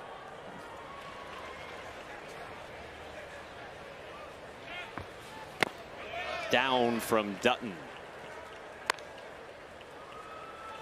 It's very rare in a College World Series game that these coaches get to allow players opportunities to have their moment. This is pretty cool. Some of these guys getting a chance to say they had an AB in the College World Series.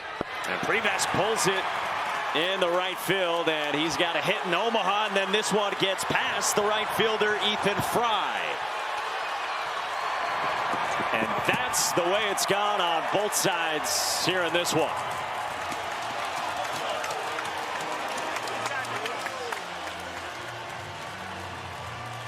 "21 hits and 21 runs for Florida."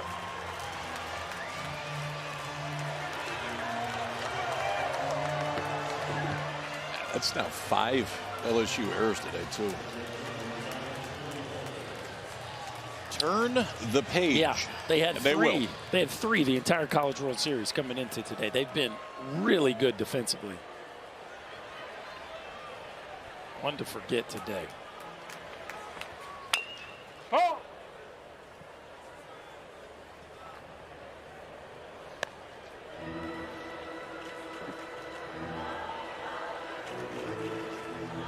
Colby Halter's got a double in this one, part of that well-balanced effort up and down the entire lineup.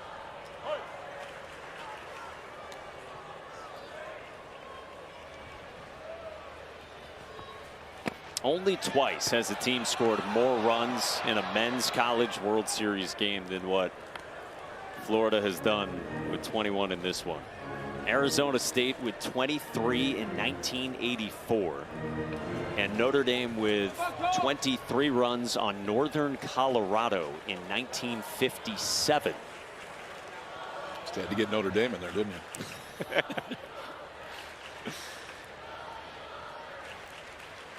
1-1.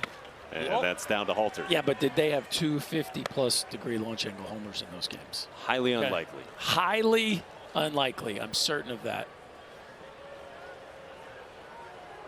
It's been a wild one. And all Gators. On the screws to center. And it drops down. 22-3 is the Florida lead.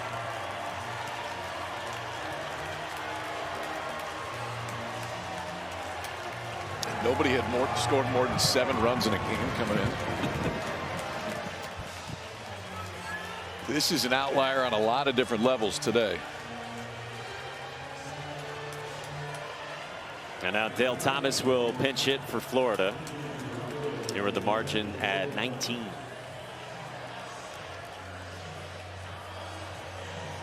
Again, it's 21 unanswered as well. When do you ever say that? Yeah, you say it when Joe Burrow was playing quarterback for the Tigers, or Tebow for the Gators. That's when you say it.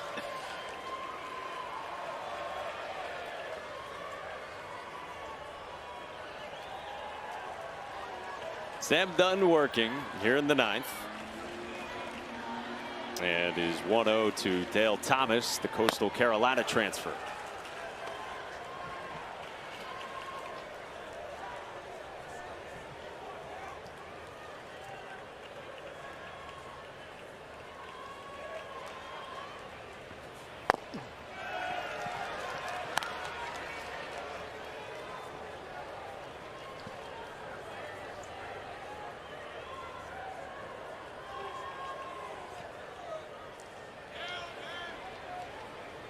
Dutton deals, and it's a 4-pitch walk to Dale Thomas.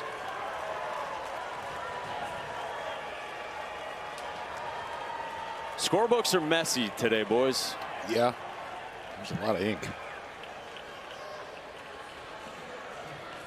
We'll get another pinch hitter here, and it's Michael Robertson who hits for Wyatt Langford. And when the story is told of this Florida team years from now, Michael Robertson will have a special place in the tale for the Gators. And the catch that he made against TCU to end the ball game Wednesday with Braden Taylor, the superstar for the Horned Frogs, at the plate. And Robertson ran back, crashed into the wall, and hung on to it to punch a ticket for Florida into the finals. How far would that ball have gone today? Yeah, there wouldn't be any catching that one. That'd have been 30, 40 feet over the 408 sign. Hold on just 1 second. Yeah, Braden Taylor hit a ball 110 miles an hour that TrackMan said went 411. And 0 balls at those metrics this year in the big leagues have been outs. 0. But Michael Robertson made that play. Huh. Put that on our list of anomalies from this week. We've seen it all. Robertson said afterward, if it's in the air and it's going to be close to the wall, I'm running through it. He said it traveled further than I initially thought it was going to, and said in the moment I kind of almost blacked out, but it looked all right on camera. Redshirt freshman from Venice, Florida, a starter for most of the season for the Gators. 2-2. And pretty cool that he plays a big role, even though at one point he was in an 0 for 30, and that he's still able to, after losing his starting job, find a way to help out a ball club. Yeah, I'll tell you, so the Gators get the lead late tomorrow. He's going to be in center field. Oh. Full count. You can run like that and defend like that. You can help a ball club. Finally, Sully decided that the bat just wasn't working well enough to stay out there to start the game, but he certainly helps them being able to shore up that defense at the end of games. Robertson pulls it foul.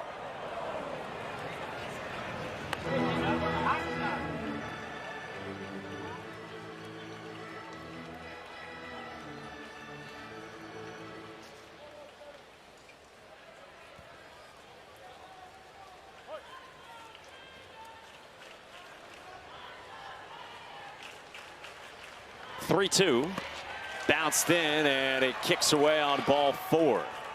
So Robertson walks, and the Gators have him loaded with 1 out in the 9th inning. And of course, from the LSU side, you want to protect any arm that you might use tomorrow in a winner-take-all for the College World Series.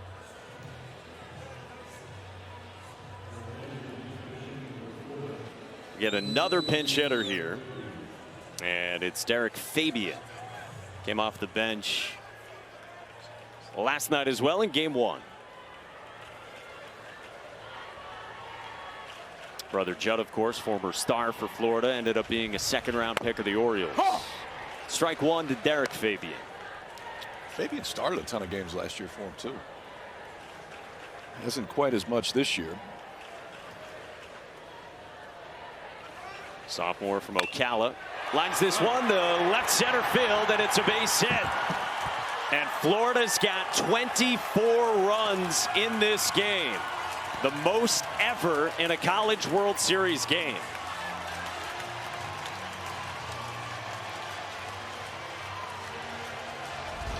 And why not at this point? Hang and break a ball that actually that was not bad. Decent pitch. Yeah. Fabian, go down and get it. Get in your legs and drives in the 2 runs that makes history for the Gators.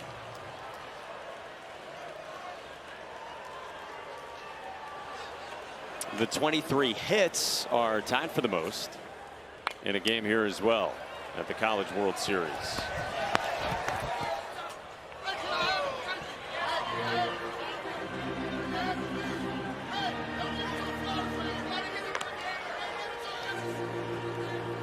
We have seen it all here in Omaha over the last 9 or 10 days.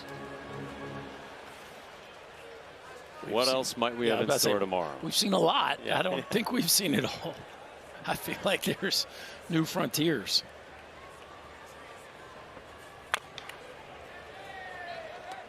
Again, that is going to be special tomorrow night. Game 3, 7 o'clock Eastern time, 6 o'clock Central. You can watch it right here on ESPN. 2 of the top 5 seeds in the country coming into this thing. Rivera strikes out. 2 gone.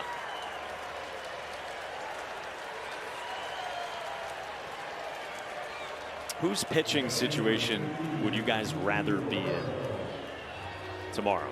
Caglione, Neely, Slater, Fisher, or Hurd, Cooper? Are you including Skeens? The possibility of Paul Skeens. I think it's a push, and I know that's not a great answer to your question, but I don't know that there's starkly an advantage one way or the other, which should set up for a good one.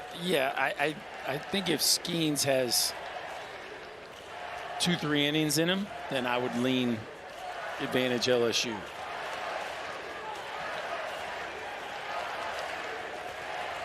BT Rappel takes a strike.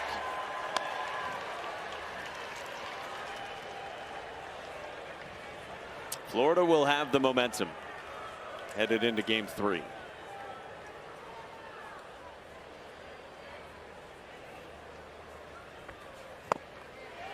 One or two. And you guys said earlier for LSU the plan just flush it immediately. Yeah, I mean, other than those that are still on the field, like it's already been flushed. Yeah. Rappel strikes out, and the inning is over. 5 spot in the record-setting 24 runs in game 2 and 23 unanswered against LSU, who took game 1 in extra innings yesterday. Cade Beloso grounds out, and that's how Nick Ficcarota starts the bottom of the 9th. Ficcarota, for his part, has now been out there for 4 1/3 of shutout ball. Hasn't walked anyone and has only given up 2 hits. All those names you were reading, guys in that Florida bullpen available tomorrow in large part because of that. You needed somebody, if you're Florida, to be lined up the best. You needed somebody today to go out and get you 9 to 12 outs out of the bullpen. Ficcarota's been that guy. And how about Blake Purnell coming in and getting the double play of Tommy White, right? That game was still very much in the balance at that point in time. 2-0 on Jared Jones. This guy can hit it to the moon, too. I mean, Jared Jones is a name that you're going to hear a lot about the next 2 years. Freshman from Marietta, Georgia, listed at 6'4", 230 pounds. With 14 home runs this season, a freshman All-American.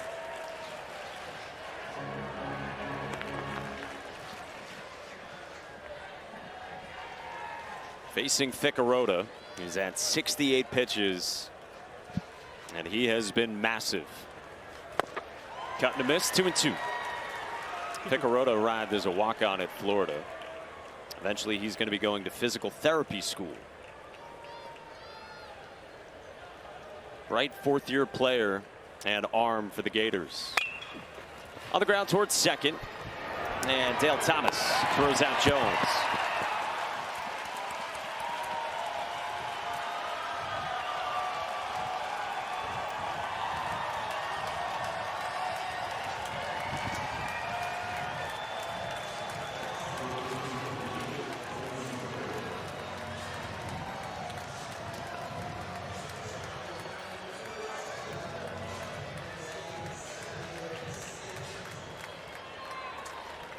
Brings up Braden Jobert with 2 outs in the bottom of the 9th. And Ficcarota trying to finish this for Florida. Jobert, a walk-in, was hit by a pitch his last time in the 7th. Jobert, center fields. To the track, and got. Braden Jobert to straightaway center fields. And LSU gets a solo shot here in the 9th.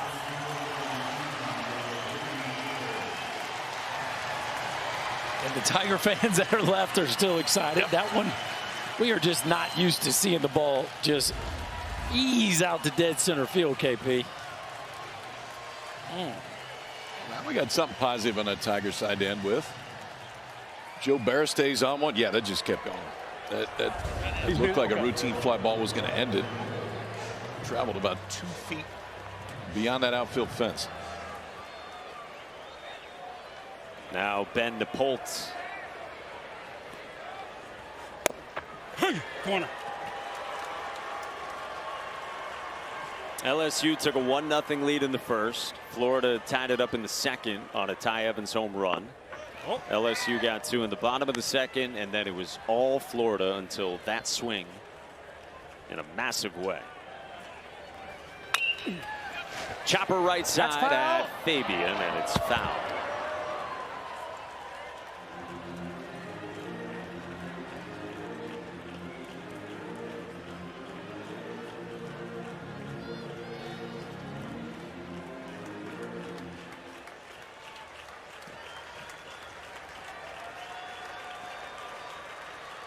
Ficarota's 1-2 is up high, 2-2 on Napolt.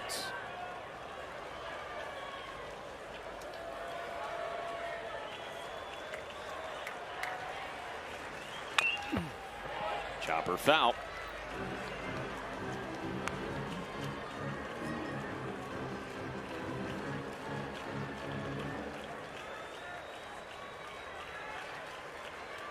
Ficarota 1 strike away, and it's on the ground off of Ficarota. Karams to Fabian. He flips. Wow. Ball game. Ficarota's fired up, and Florida fights on to a Game 3 against LSU tomorrow night. That was a heck of a play, by the way, to end that thing. I mean, off the bat, this thing's humming, and Ficarota wears it off the spike and then goes dead sprint over. Fabian hits him in stride. Right foot just gets down there. The big boy went 5 complete today to lock it up. 24 runs for the Gators. Christopher. Well, I don't even know what to say about that offensive performance, but the Gator bullpen was fantastic, and Caglione and Langford put on a show today that has to get this Gator offense going. One of the most talented groups in America put on a show for us today. The last 2 teams standing in college baseball will play 1 game tomorrow night at 7 o'clock Eastern for everything to close it down at the Men's College World Series. Coming up next, it's Baseball Tonight's Sunday Night Countdown, anchored by Kevin Connors. For Chris Budden, Kyle Peterson, Chris Burke, and our entire crew behind the scenes, Mike Monaco saying so long now to KC with Baseball Tonight.